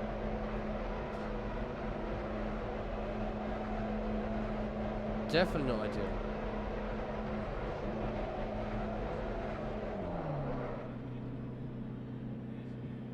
That is not what you want to see around this circuit. Your wheel like that. So that's going to be some hefty damage to be repaired for the McQueen. But now we set eyes to these two. Getting fairly close to what be a good battle, but a stop and go for Mr. Oosby himself when they are separated by around about 7/10 of a second. And as they make their way through the Nords,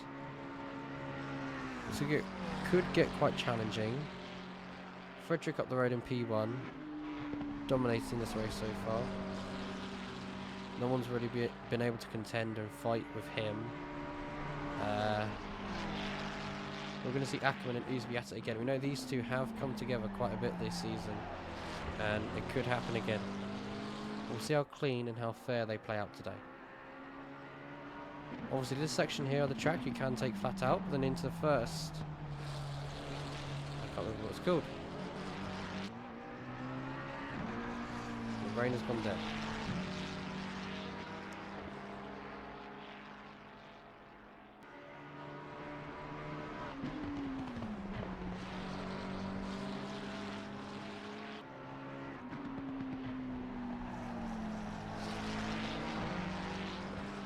But it could be the same principle again. Oosby could be fast in some corners and sectors, but an Ackerman might just pull away.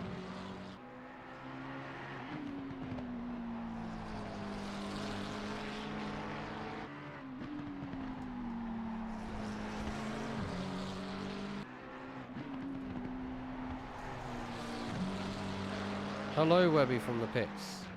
How on earth did you get that damage? Might have had a massive skill issue. I can see that. Yeah. I can see you've had a massive skill issue.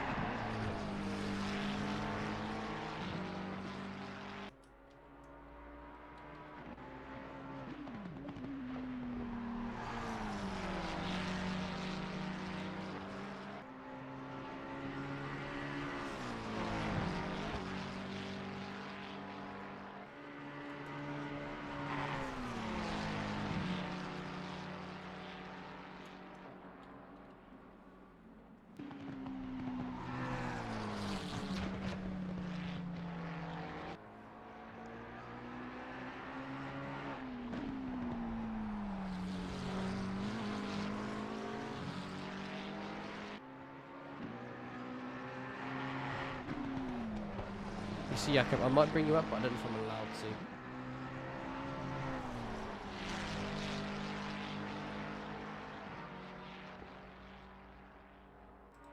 So if I'll be allowed to bring you up.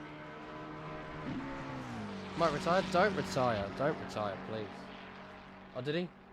Okay, take it then. I can bring you up. Let me get in the comms box then, and then we get everything set up. Where is the comm box? We'll get a special guest on the stream, and never mind, we're going to see some wheel-to-wheel action at the moment. Bear with Jakob. As I'm going to go wheel-to-wheel down the back straight. Isby's going to get the move done. Oh my goodness, that was quite close to slight contact there, but Usby now up into P2, and Altos is demoted down to P3. And they're going to complete another lap of racing here at the Nordshleife track with 35 minutes remaining on the clock. Right, back to what we were trying to do. Right. Okay.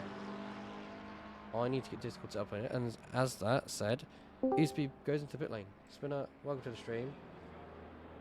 Bear with for a second, I need to get you on the stream because I've not actually set that up, so bear with. Just a second, let me get on board with the driver. So let me just put you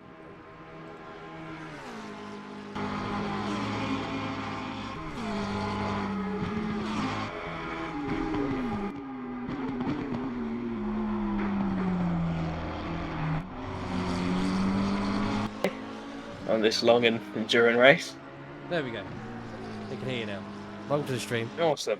Thank you. Great to be here. How was the race for you? I can tell the start of the race, qualifying wasn't the best, but no, lots of mistakes on my behalf. Yeah, I had some major skill issues along the way, but we made the most of what we could do, which wasn't a lot, but it was enough. Not really. Okay. You got any favourites on the track at the moment? Cars, but not a lot of them. Some good gaps around, like on Ollie. He's been doing bits, he has.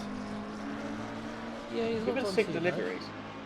I did, and then my computer had a moment and died. Ah, that's what I see.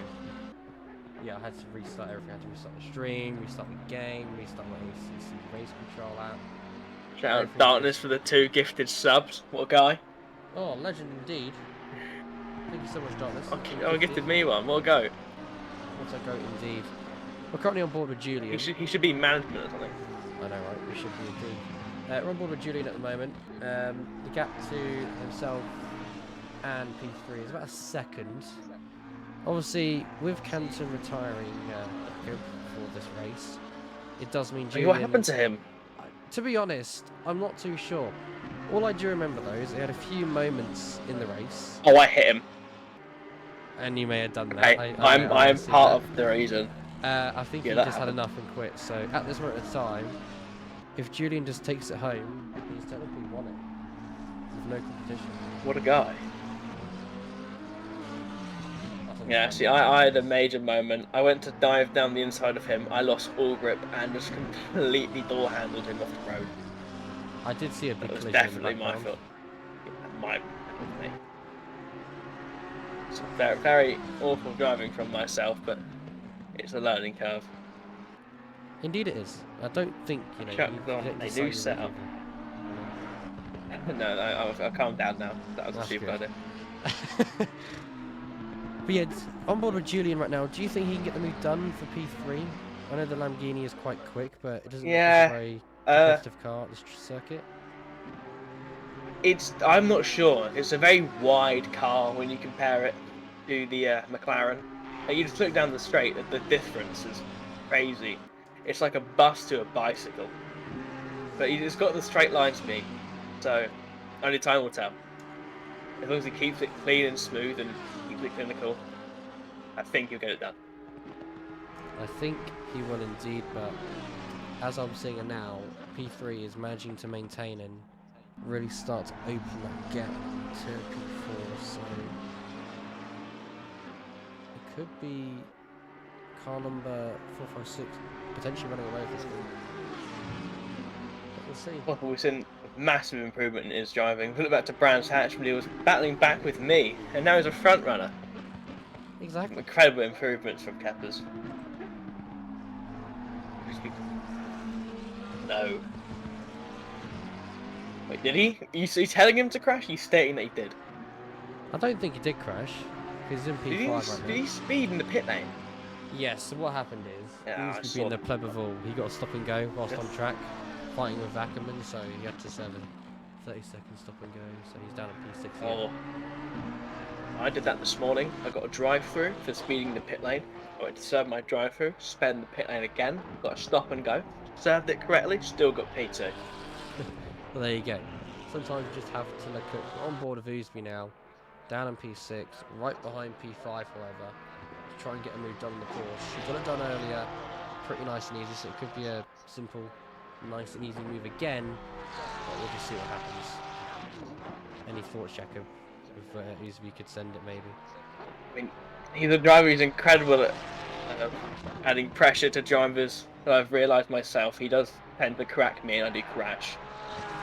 But he is very good where it's necessary. I think he could do it. And he's all over the rear end of the Porsche here, looking for the gaps, filling his mirrors, applying that pressure. Yeah, he could do it. Oh, and we almost did it. The Porsche did go a little bit wide backed there, off. but Oosby stays stuck behind for now.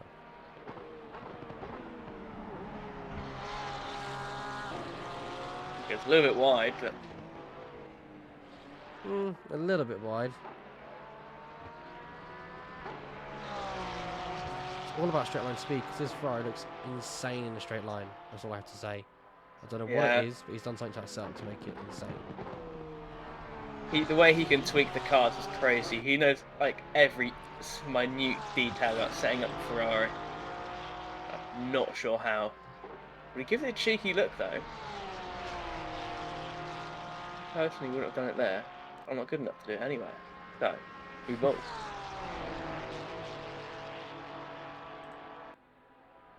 I mean, we've got more close battles again, up at P4, with fighting for that P3 spot, which Julian's in Lamborghini. Managing to close the gap down by it's closed down a lot. It has closed down by a lot, and it looks like, I believe, Julian, if he keeps behind for now, and really settles into a rhythm, they could get it done in the back straight, so easily makes that position for P5, and gets ahead of the Porsche. Managing to find a way. Can we get a replay on that? Does that not work yet? Let's have a look. Let's have a look and see. I'll obviously be delayed because I'm watching on the Twitch stream. No, I don't think unfortunately, I don't think we do get a replay because there was no contact. So. Oh yeah, I forgot that works. The replay system is a little bit annoying because I wish we, Damn clean drivers. That's me. I'll just smack him out the way. But we're on board with Julian now.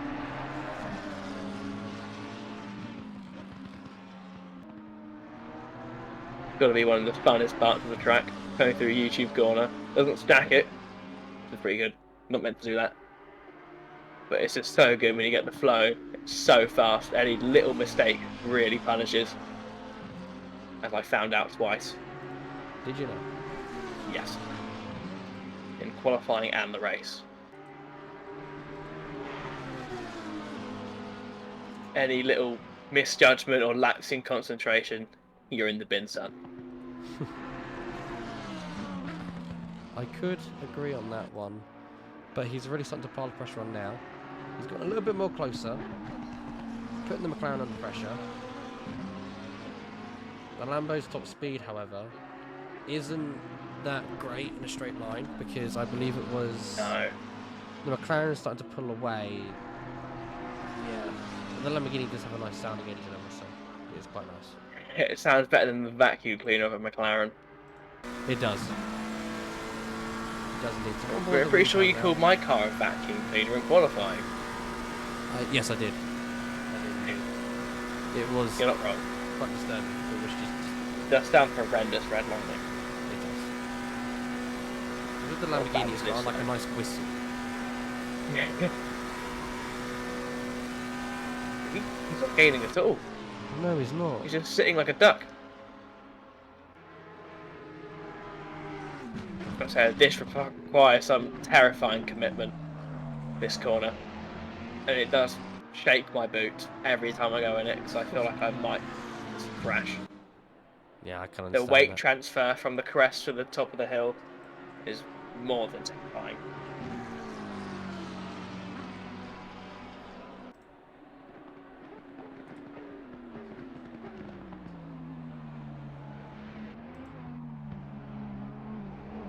He's a lot closer than to the braking zone of turn 1. He's really starting to find the momentum, starting to find the flow of things. But is it? It's not, I don't think it's going to be enough at the moment. It will be soon, but he's got to make the right send to go for it, of course. But I must say, it wasn't often. Miss has done a very good, chance this season. They've had, a good half of the season. Like you said, yeah, couldn't only joined halfway. Exactly, they were fighting you at Brands, and now they've become quite high up in the field, fighting with the best of the best of Julian, and so far able to keep to his pressure. Yeah, and if Julian wants to get past this lap, we'll have to do it relatively soon, as he's running out of space. And time. Obviously, as we go onto the Northern Loop, and time. As we go to the Northern Loop, the track gets just a little bit narrower and a bit more scary. All of a sudden, you're hugged in by the barriers, and any mistake will cost you everything. Well, you could bin it. Yep. Quite good at that. Myself, quite good at that as well. That whole 2 hours of Nordshleife thing we tried a few weeks ago. Don't talk about that. My game just died. That's all I remember. My internet went just died. Okay. Yeah, what a fun 20 minutes. Entering the Nords now, with Julian still behind the McLaren. This is where it gets technical. This is where it needs to get elbows out or send it. Or flying through Haas and back. One of the tightest bits of the track. Also one of the funnest. Oh. To get it right. Oh, hello. Oh, and the rear end gets loose for Julian. He goes into the grass. I think he's hit the wall. Oh no, he's made it. He's alive. Clearly him feeling the pressure himself. Indeed. The McLaren just chilling and Julian bottling it, and now 1.4 behind. 23 minutes of rain on the clock. As we know here, 8-minute lap times, I believe, is around the Nords, if I'm correct. Pushing it through flood flats. Yeah, it's going to be an interesting one. Like you say, pushing too hard.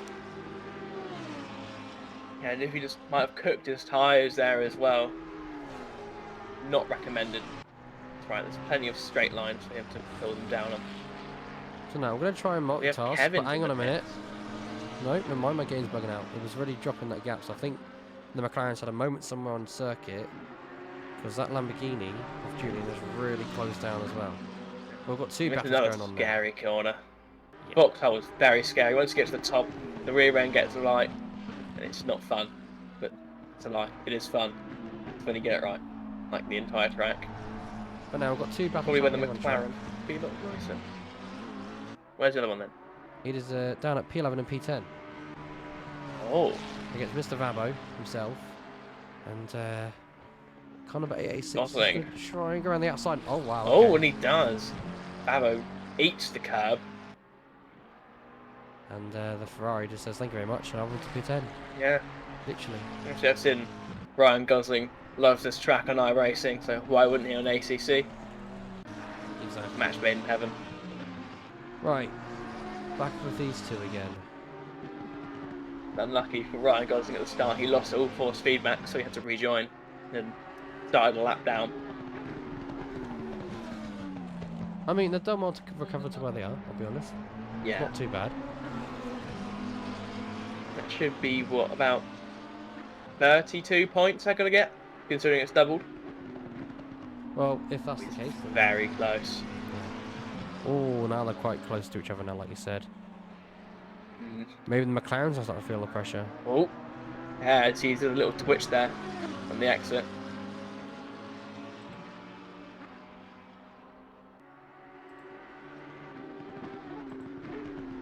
And Lambo searching for clean air as obviously he moves offline out of the slipstream.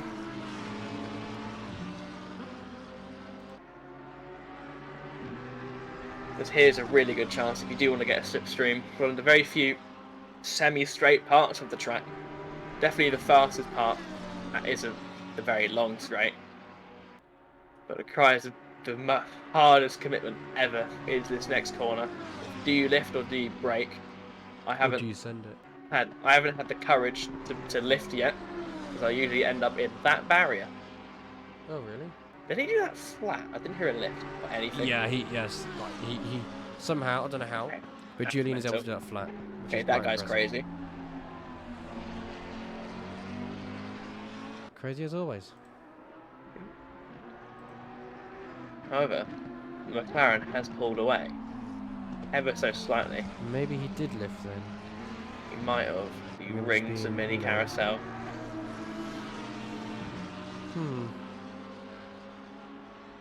Ah, okay, so someone in the chat saying he lifted for 50% for a sec. Yeah, see, I'd have to brake and downshift. Oh, we have a crash. Peppers hits the barriers, and that will be a cheeky P3 for Julian.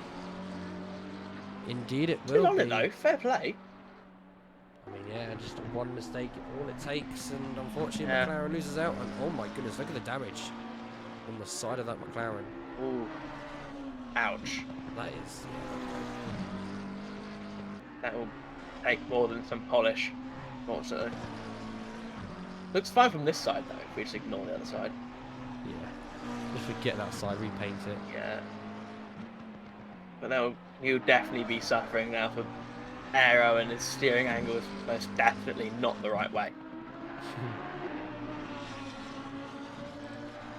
And now, the battles quiet down again. That was an 8:23. That's faster than I've ever done. That's 3 seconds quicker than my quali time. I mean, the fastest lap time I had from Oosby is an 8 minute 17.112 so far on track. Yeah, maybe I'm just bad.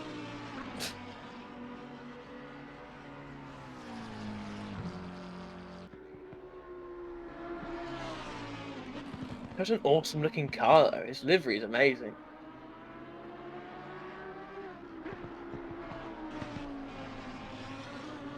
I mean, yeah, that is quite a nice car. I did the Lamborghini last season. I kind of miss it. Maybe go back to it? No. No? It felt nice, but it wasn't. I was bad at it. I should have probably given it more time to settle in. Might switch back next season. Not sure. I say It was go a with fun Ferrari car, though. next season. That's a great car for you. If it sounds awful. Or maybe you could go, what's your favourite car? I'm trying to think now. Maybe try the Nissan. Go for the Nissan next season. Oh, I do like the feeling of the Nissan. I know you were saying something about that. Unfortunately, Darkness, Flynn's a spammer and his PC broke, so his deliveries didn't sync. Basically, So Darkness. we just have a carbon fibre monocoque from Webbing. I had to, at the start of the stream today, as I said on the stream when it was on the start of the stream when you joined, my PC completely died as it is now. Don't know why still. And I had to restart the computer. And in doing so, I seem to have broken something else, but I don't know what. Did you have some of them? I have But some not of all them, but not all of them. So I don't know what's going Did on. you have mine? Yes. Great. You're my lovely stagecoach. Big up stagecoach. Indeed, indeed.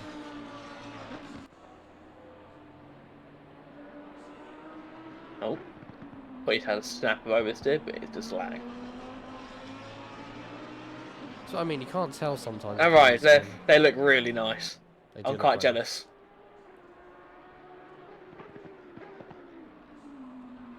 Pretty sure the leader's got the same livery, doesn't he? Let's have a look. The 999. Oh yeah, RPM. I mean, it does look quite nice. Like, look at that livery as it zooms by. If the sound as it goes by. Oh, you made the livery. You did a great job. Yeah, you did indeed. Wow.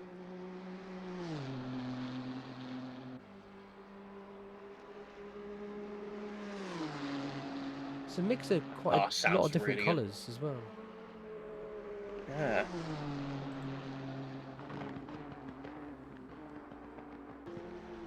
It's phenomenal, so I'm in love with that car. Maybe go for the Nissan next season. Or maybe... It feels really good around brands. What, the Mustang? Is it the Mustang? Oh god. No? I had hype from that because I was like, oh my god, new car, it's the best car ever. Then I actually thought about it. I don't like it. You don't like it? No, it's like, it has crazy top end. That is it. In a straight line, it's like, whoa. And then it's just nowhere. That's just from me, with base aggressive setup. Okay.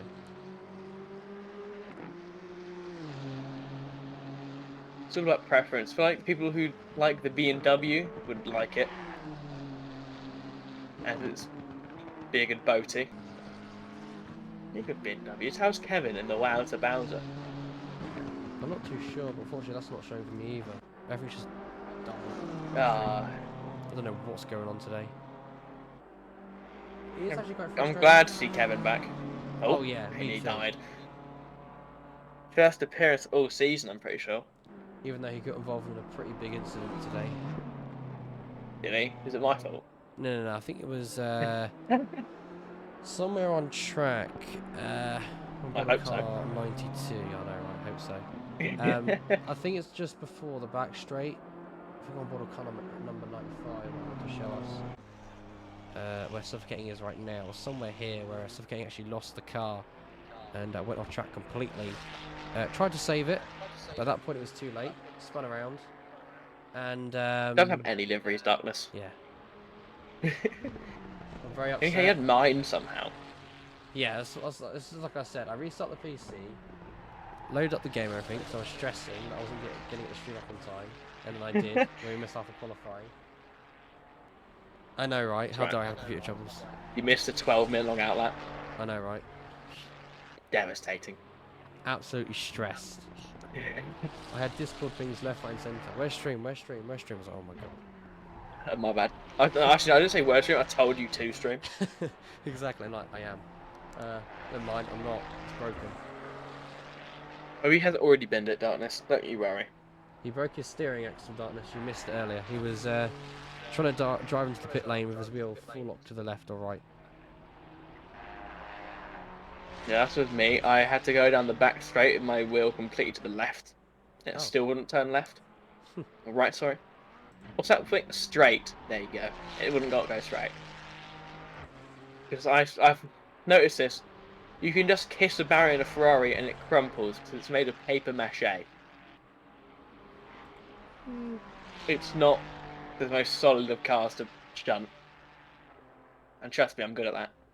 That's a professional opinion. Is it though? Yes.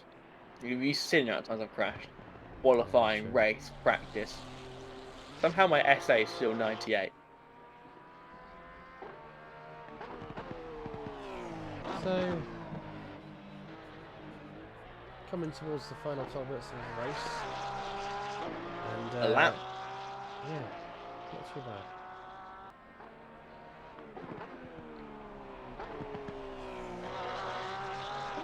Acumen caught actually. Oh no, it's traffic. Just some traffic at the top of the northern loop there. Yeah, just a little bit of traffic, but Ackerman has had a bit of a tough race there, even though he's P2. No, I did see he was backwards at one point. Yes. I can't vaguely remember. I was on track when it happened. But I think he just died and then took a few victims with him, almost. He's had a good recovery though. Yes.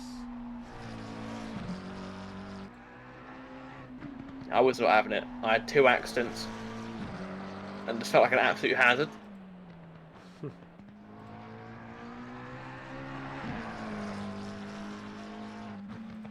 I'll see if we can get any replay boards that we can see.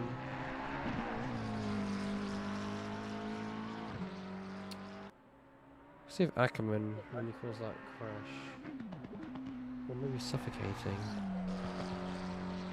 No, it's not logged it. That is, I wonder it has.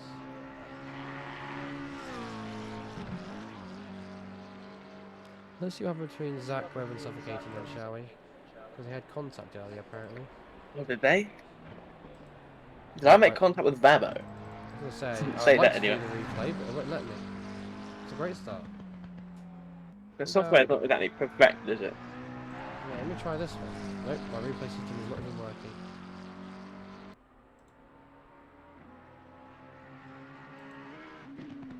Oh, it's so cool watching the cars do that jump.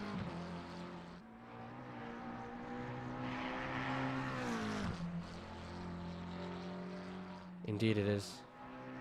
I don't get how the drivers don't bottom out and lose the car like I do. I'm good at doing stuff like that. Because you don't... I firstly brake after I've hit the ground, so I let the car sort of settle out.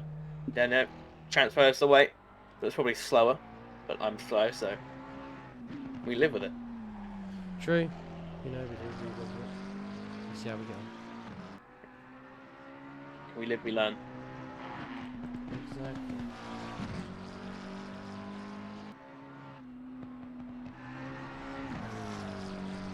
As Vabo pits.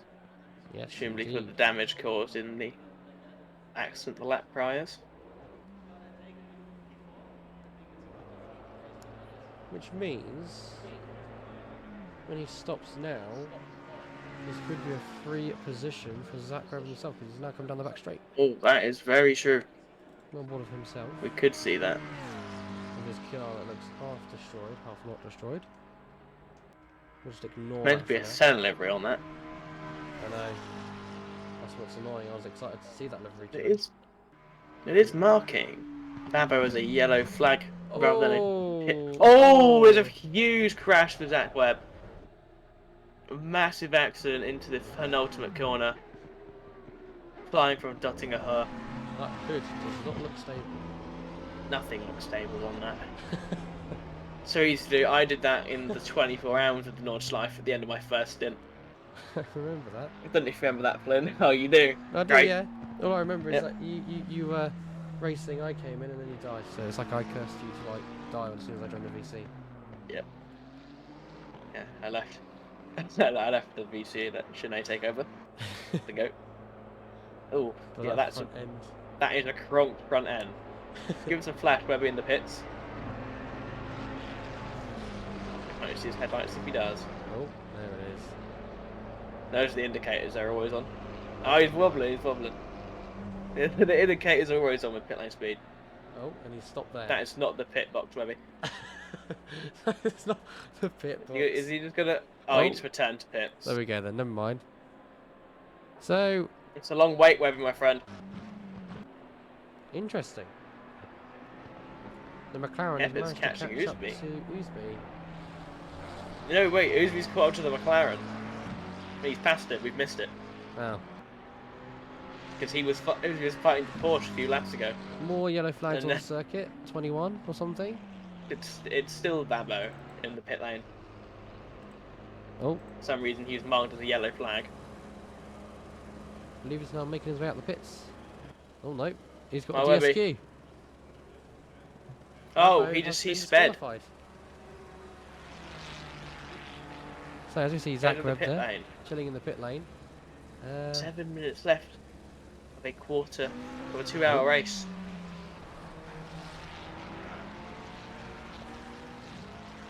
That's rough for Vabo, unfortunately, but you do speed in the pit lane.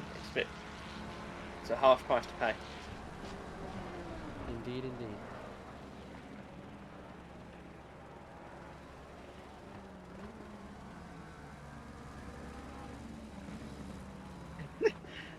I had plenty of skill issues myself.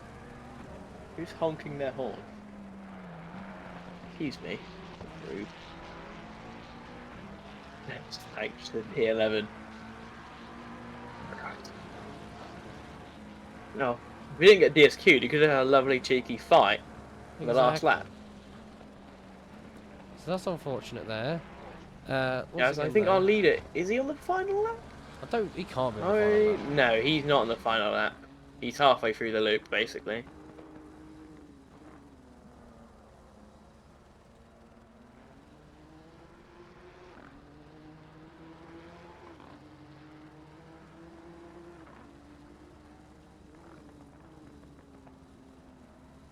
Sounds really good. I mean, I just love that Nissan. It looks good, it sounds good, it's got a good driver. I have tried driving it myself. Big skillish on my part. You can do donuts in the pit lane, just don't let's not exclude the pit lane speed limit or go backwards too much. I do that sometimes. So for some entertainment purposes, we could, you know, go on board with Zach now. Oh yes. Oh, and he's absolutely clubbed the wall. You can't go in the garages. Don't try that. Oh, there we go. Opposite lock and send it, Webb. There we go. And oh, wait, I'm just waiting for the DSQ. Go backwards. Yep. Then right up to the pit wall, opposite lock. And send it now. Yes, there it is. Yes. Oh. And he's hit the pit wall. hit the fuel tank, sorry. Look at it just explode. There you go, he's found some open space. Oh, you could have kept that pinned. Come on now. I think he's just going to continue now. Yeah, he's going to continue. Be sensible, Webb. Racetrack does not happen with you. Please tell me he spins out of turn 1 because his tyre's now 1,000,000 PSI. Let's see what happens then, shall we? God, take this curse out. It's finest if it does. Yep.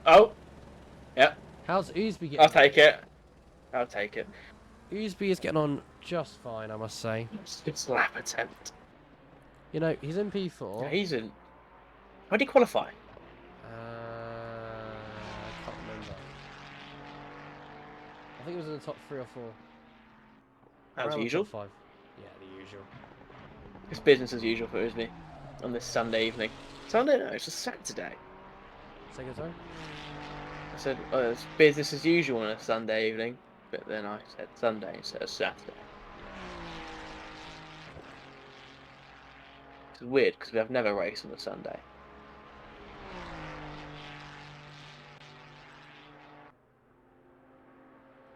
Maybe we should try one time. Nah, clash with tier 1 and 2, most likely. That's true. Oh my god. But that's what I mean. Look how confident Oosby is on the mooching the wall. That's what I mean. I could never. I put the throttle down the Ferrari, it just spins like a go-kart in slicks in the wet. It's like watching a version of Monaco, but at the Nords. I believe that's just the Nordshleife, isn't it? Yeah. Life on the line. He has got some lovely scuffages on the panels. There's body panels on the right. So where is our race leader? There he is. This has got to be the final lap coming up now then, isn't it? Yep, as he goes onto the back straight. There he is. 7,000 RPM. Full beans. That lovely full chat down the straight. Yep. Approaching the lovely Bilstein Bridge.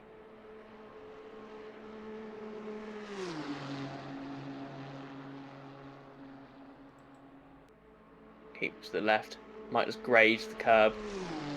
I like eating that curb because it's funny because it goes. Makes a little noise. Oh. Webby is speed. Oh. Proof. I totally didn't predict you spinning in turn 1.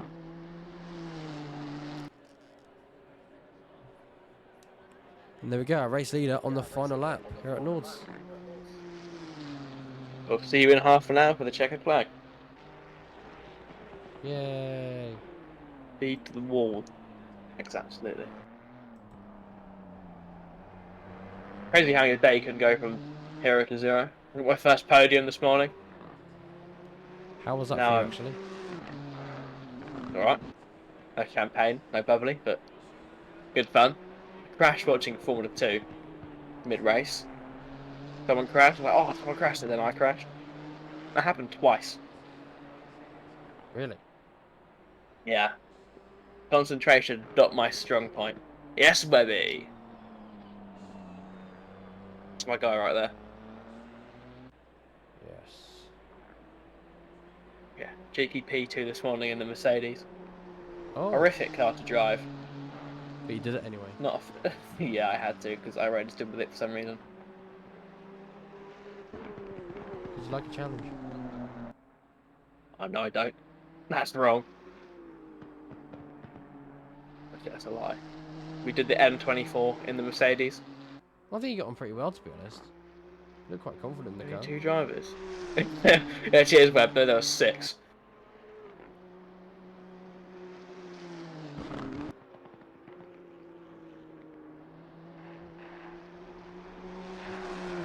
Jokes.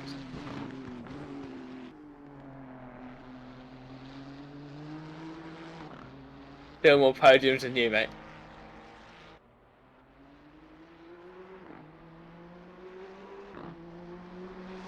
My SimGrid rating only went up by 2 as well, which is a complete waffle.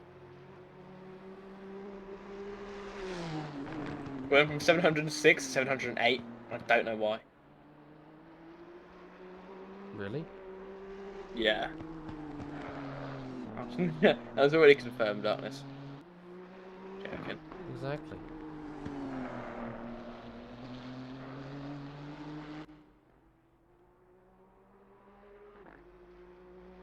This track is wicked. The elevation change. He just eats the grass like a lawnmower. Car just goes, right, fair enough, and does it. Indeed. Through Flug Flats for the final time. On the absolute limit. He's just hot lapping, living his best life, really. I wonder if he's going for a fastest lap attempt. Possible. Low fuel, but at the same time his tyres not be as gripped up as they were at the start of his stint. True. But he really wants to, I reckon he could. Oh. Cheeky. Through Foxhole. The compression is just mental. Your body dying, your tyres screaming. Then you get a huge lift, all the pressure just releases, and all of a sudden you're as light as a feather, and your rear end is gone. But not for Lucas here. He's nice, firm, planted and calm in the cockpit. Absolutely dominating this race. Has he led from start to finish? I would say yes. What a guy. No, do not block him, Webby. Don't want you and your teammate with the DSQ.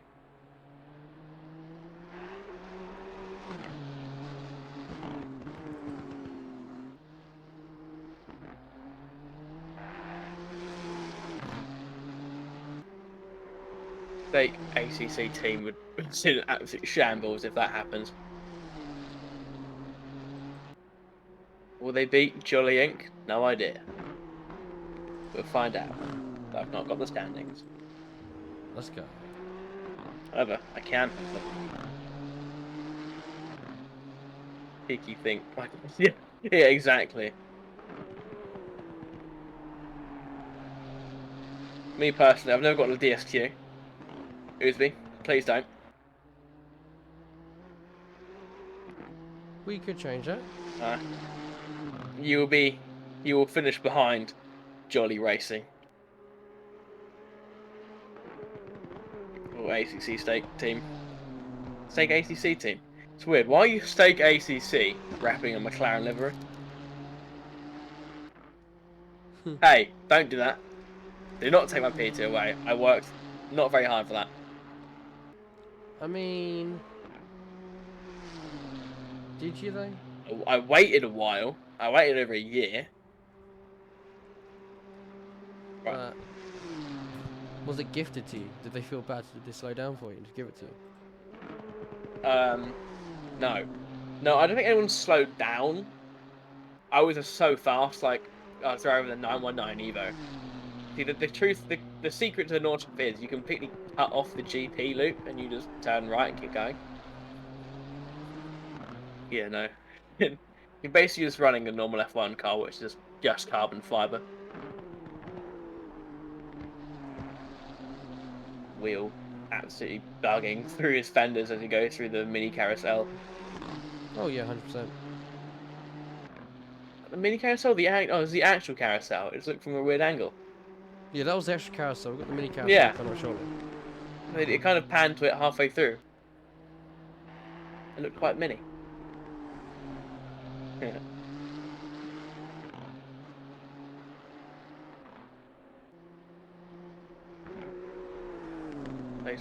Nah, I waffle too much. I'd waffle too much to be a commentator. I slur my words.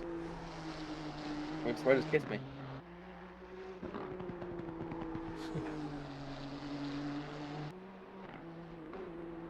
I thought I'd come and keep Flynn company. Oh. Absolutely borderline in the grass. Get clipped. Nah. If we get clips here, I'll probably be banned. You're eating the curb, doesn't he? He does indeed. Car Yeah, just just takes it. confidence. Lots of confidence in the car. And up the jump one more time. He's close. He's close to lapping Ryan Gosling in the 886 Ferrari. Will he have enough time to? He might. I reckon Gosling, if he has common sense, will slow down here, so he doesn't have to do an entire lap of the Nürburgring, because that would take a century. And at this rate, I just want to go home. We've been driving for just over 2 hours now as he rounds the mini carousel. Everyone probably wants their dinner. Oh Most yeah, of us, I forgot I'd about assume, that. are Europeans. It's about, in Central Europe, it's currently 11:45. Looks like Ryan Some Gosling dinner, is not going to lift. No, he might just completely park it. Ryan Gosling, if you hear us, just stop, okay? This is for the greater good of your sanity. But it might absolutely crush your consistency rating, but that's fine. Is it though? No. Meh. Depends. He's carrying on confirmed by Webber there. Yeah. No. He just told me, oh, don't do that. You, like... It's fair. What, you got nothing to lose. What you lose? P11 to the Webby guy. Right then, so Julian's going to round the final corner. He's going to take the win here today for the season final. Here for round number 10. Pure dominance from him. It was just pure dominance from him today. Absolutely fantastic. Gave it his all. You'd have to commend him for it. No mistakes, put no feet in the wrong. Marvellous. No, I can agree. This track is class when you get it right. We have Autosis rounding the penultimate corner here. The Nordshleife for the final time this season. Giving it his all, but unfortunately, just falls short. As he does come across the line to come in P2. Fantastic result for the end of the season for Autosis, and gives it a cheeky flash. Next on the list is going to be the champion, Flynn. Yes, indeed. So Julian, making his way down the back straight, with Canton not being in the race today after rage quitting, after being involved in a few incidents. It'll be Julian, champion of season 9 for ACC, ending it off here at the Nordshleife, and he has done it. So no better place to do it. Exactly, no better place to do it, and of course, pure dominance, finishing P3, the final podium position, and he's champion of season 9. As he crosses the line, it's job done. Make it official. P3. I hope to see some donuts from him, or I'll be quite upset. We'll see if he does. Yeah, Webby, you congratulated the wrong driver, my friend. Congrats to Julian. Is it Julian or Julian? Julian. Closer now. Julian for the championship. I hope to see the 3-0 taken away from his number. And just the 1. the next season. And Oosby's now coming across the line. Oh yes. As he rounds the final corner. He's done it. We've missed him. He comes across the line P4. Great final result for him. Oh, there we go. McLaren. As Cappers takes P5. A rough race from him, but he persevered to the end, which is what matters. As long as you cross the line, that's what's important. That Porsche sound like an absolute hoover. It doesn't sound great, does it? P6. Porsche normally make good cars. Not all the cars in real don't. life, but They do. Yeah, I think it's just game sound. Sounds like Henry the Hoover. As John in the 555 Racing machine crosses the line, take P6. Lovely haul of points for him. Then we've got the lovely Kelly now making their way Quite down a the few back gaps straight. between these next cars. Yes. So, what should we talk about whilst we wait for these drivers to cross the line? The weather. It's quite dark outside. It is, isn't it? I don't know. When I talk about the season, it's been a rough season for me. Has it? Hasn't been a rough season for, obviously, the winners. What would you say has been a They've rough been season winning. for you? What would you say you didn't go right? I mean, you must have some positive races. Yes. I had a... Yeah. I think... Oh, Kelly, naughty. That was very cheeky from you. I saw you munching that curb. So, going back to your... rounds the final corner. Going back to your question then, what's your ups and downs this season? I've had lots of moments. Haven't been the most consistent driver. And some very lousy overtakes for me that do revolve in shunts. Hmm. We see Kevin doing the lovely jump in the Wowzer Bowser machine, which does have a livery, I promise you all. Yikes. Very, very generous to the grass.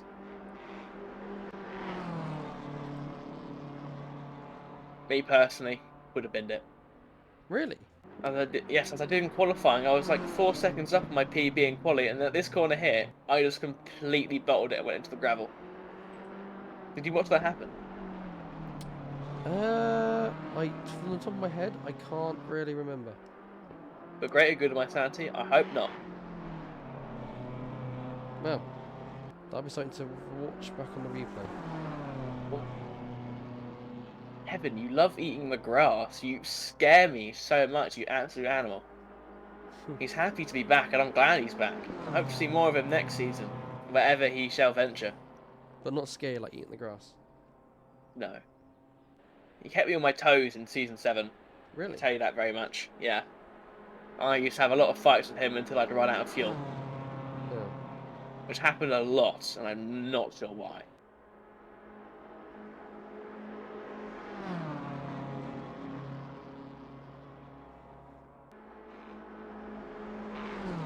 Here he comes, charging his way through the final corner. Why is Siri trying to speak? No idea. And he comes around the final corner. He smooches the barrier for goodness. And P8 will go the way of Kevin Barfield. Lovely wonderful drive from him. Probably overtakes me in the championship. Oh, that's some cheeky donuts. What was that? Some cheeky donuts from... Oh. I think it's Cappers. No. And Kevin should... Oh, it's Webby! Set TV cam... Use set 1 on the cameras, Flynn. Like cheeky. There we go. The ride height on the rear. It's crazy, look at that. Webby, why have you literally got air ride suspension? What have you done? If you've actually clobbered the wall and your suspension doesn't exist, or I have no idea, to be fair. That's my only option. Oh, Well, Ollie. Here we go. He rounds the mini carousel. I just realised, end of the season, even though there's not many drivers, Oh, his function. I must say, this is going to be Suffocating's best result, I believe, this season, isn't it? It might be.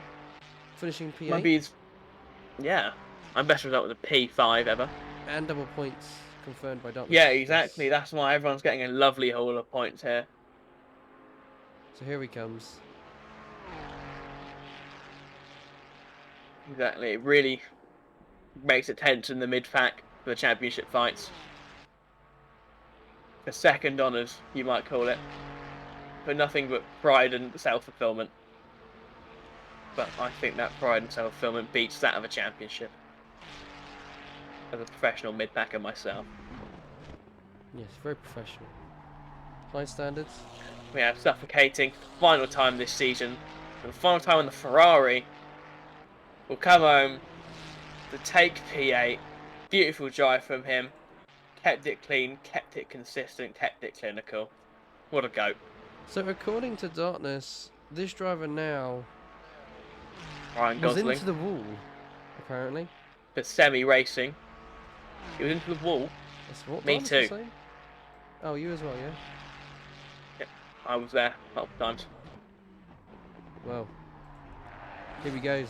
Running P9. Ooh. Oh! Oh, loosey-goosey in the final corner. Trying to shake the nerves for the next season. Oh. He comes home, gives it some big wobbles. Oh.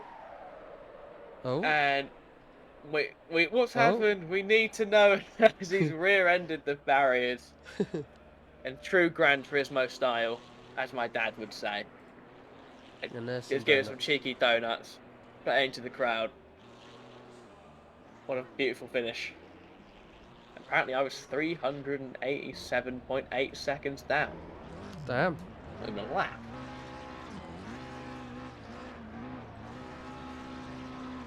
Well, congratulations to all of our finishers. Been great to watch. The battles and the crashes as we see Gosling smooch the McLaren, which has still got flat tyres. Exactly, but I believe Webby does not know how to change his tyres. Exactly. It'll be a safety rating because they keep going down. Keep complaining it's going down, this is why. And I think we're going to end it there for today. That is season for ACC, season 9 done and dusted. Jakob, much as a pleasure. Thank you so much No worries. for coming up to entertain Really, the stream. the pleasure's mine. And yeah, so we'll catch you again for season 10 of ACC. If you're not in the Discord, make sure to join it. Discord is down below. Also, socials and stuff like that. We're nice people. Yes, we are nice people indeed.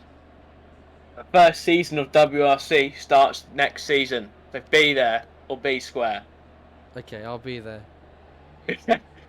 That's right. Alright then, chat. We'll see you in the next one. But for now, ciao. Bye-bye.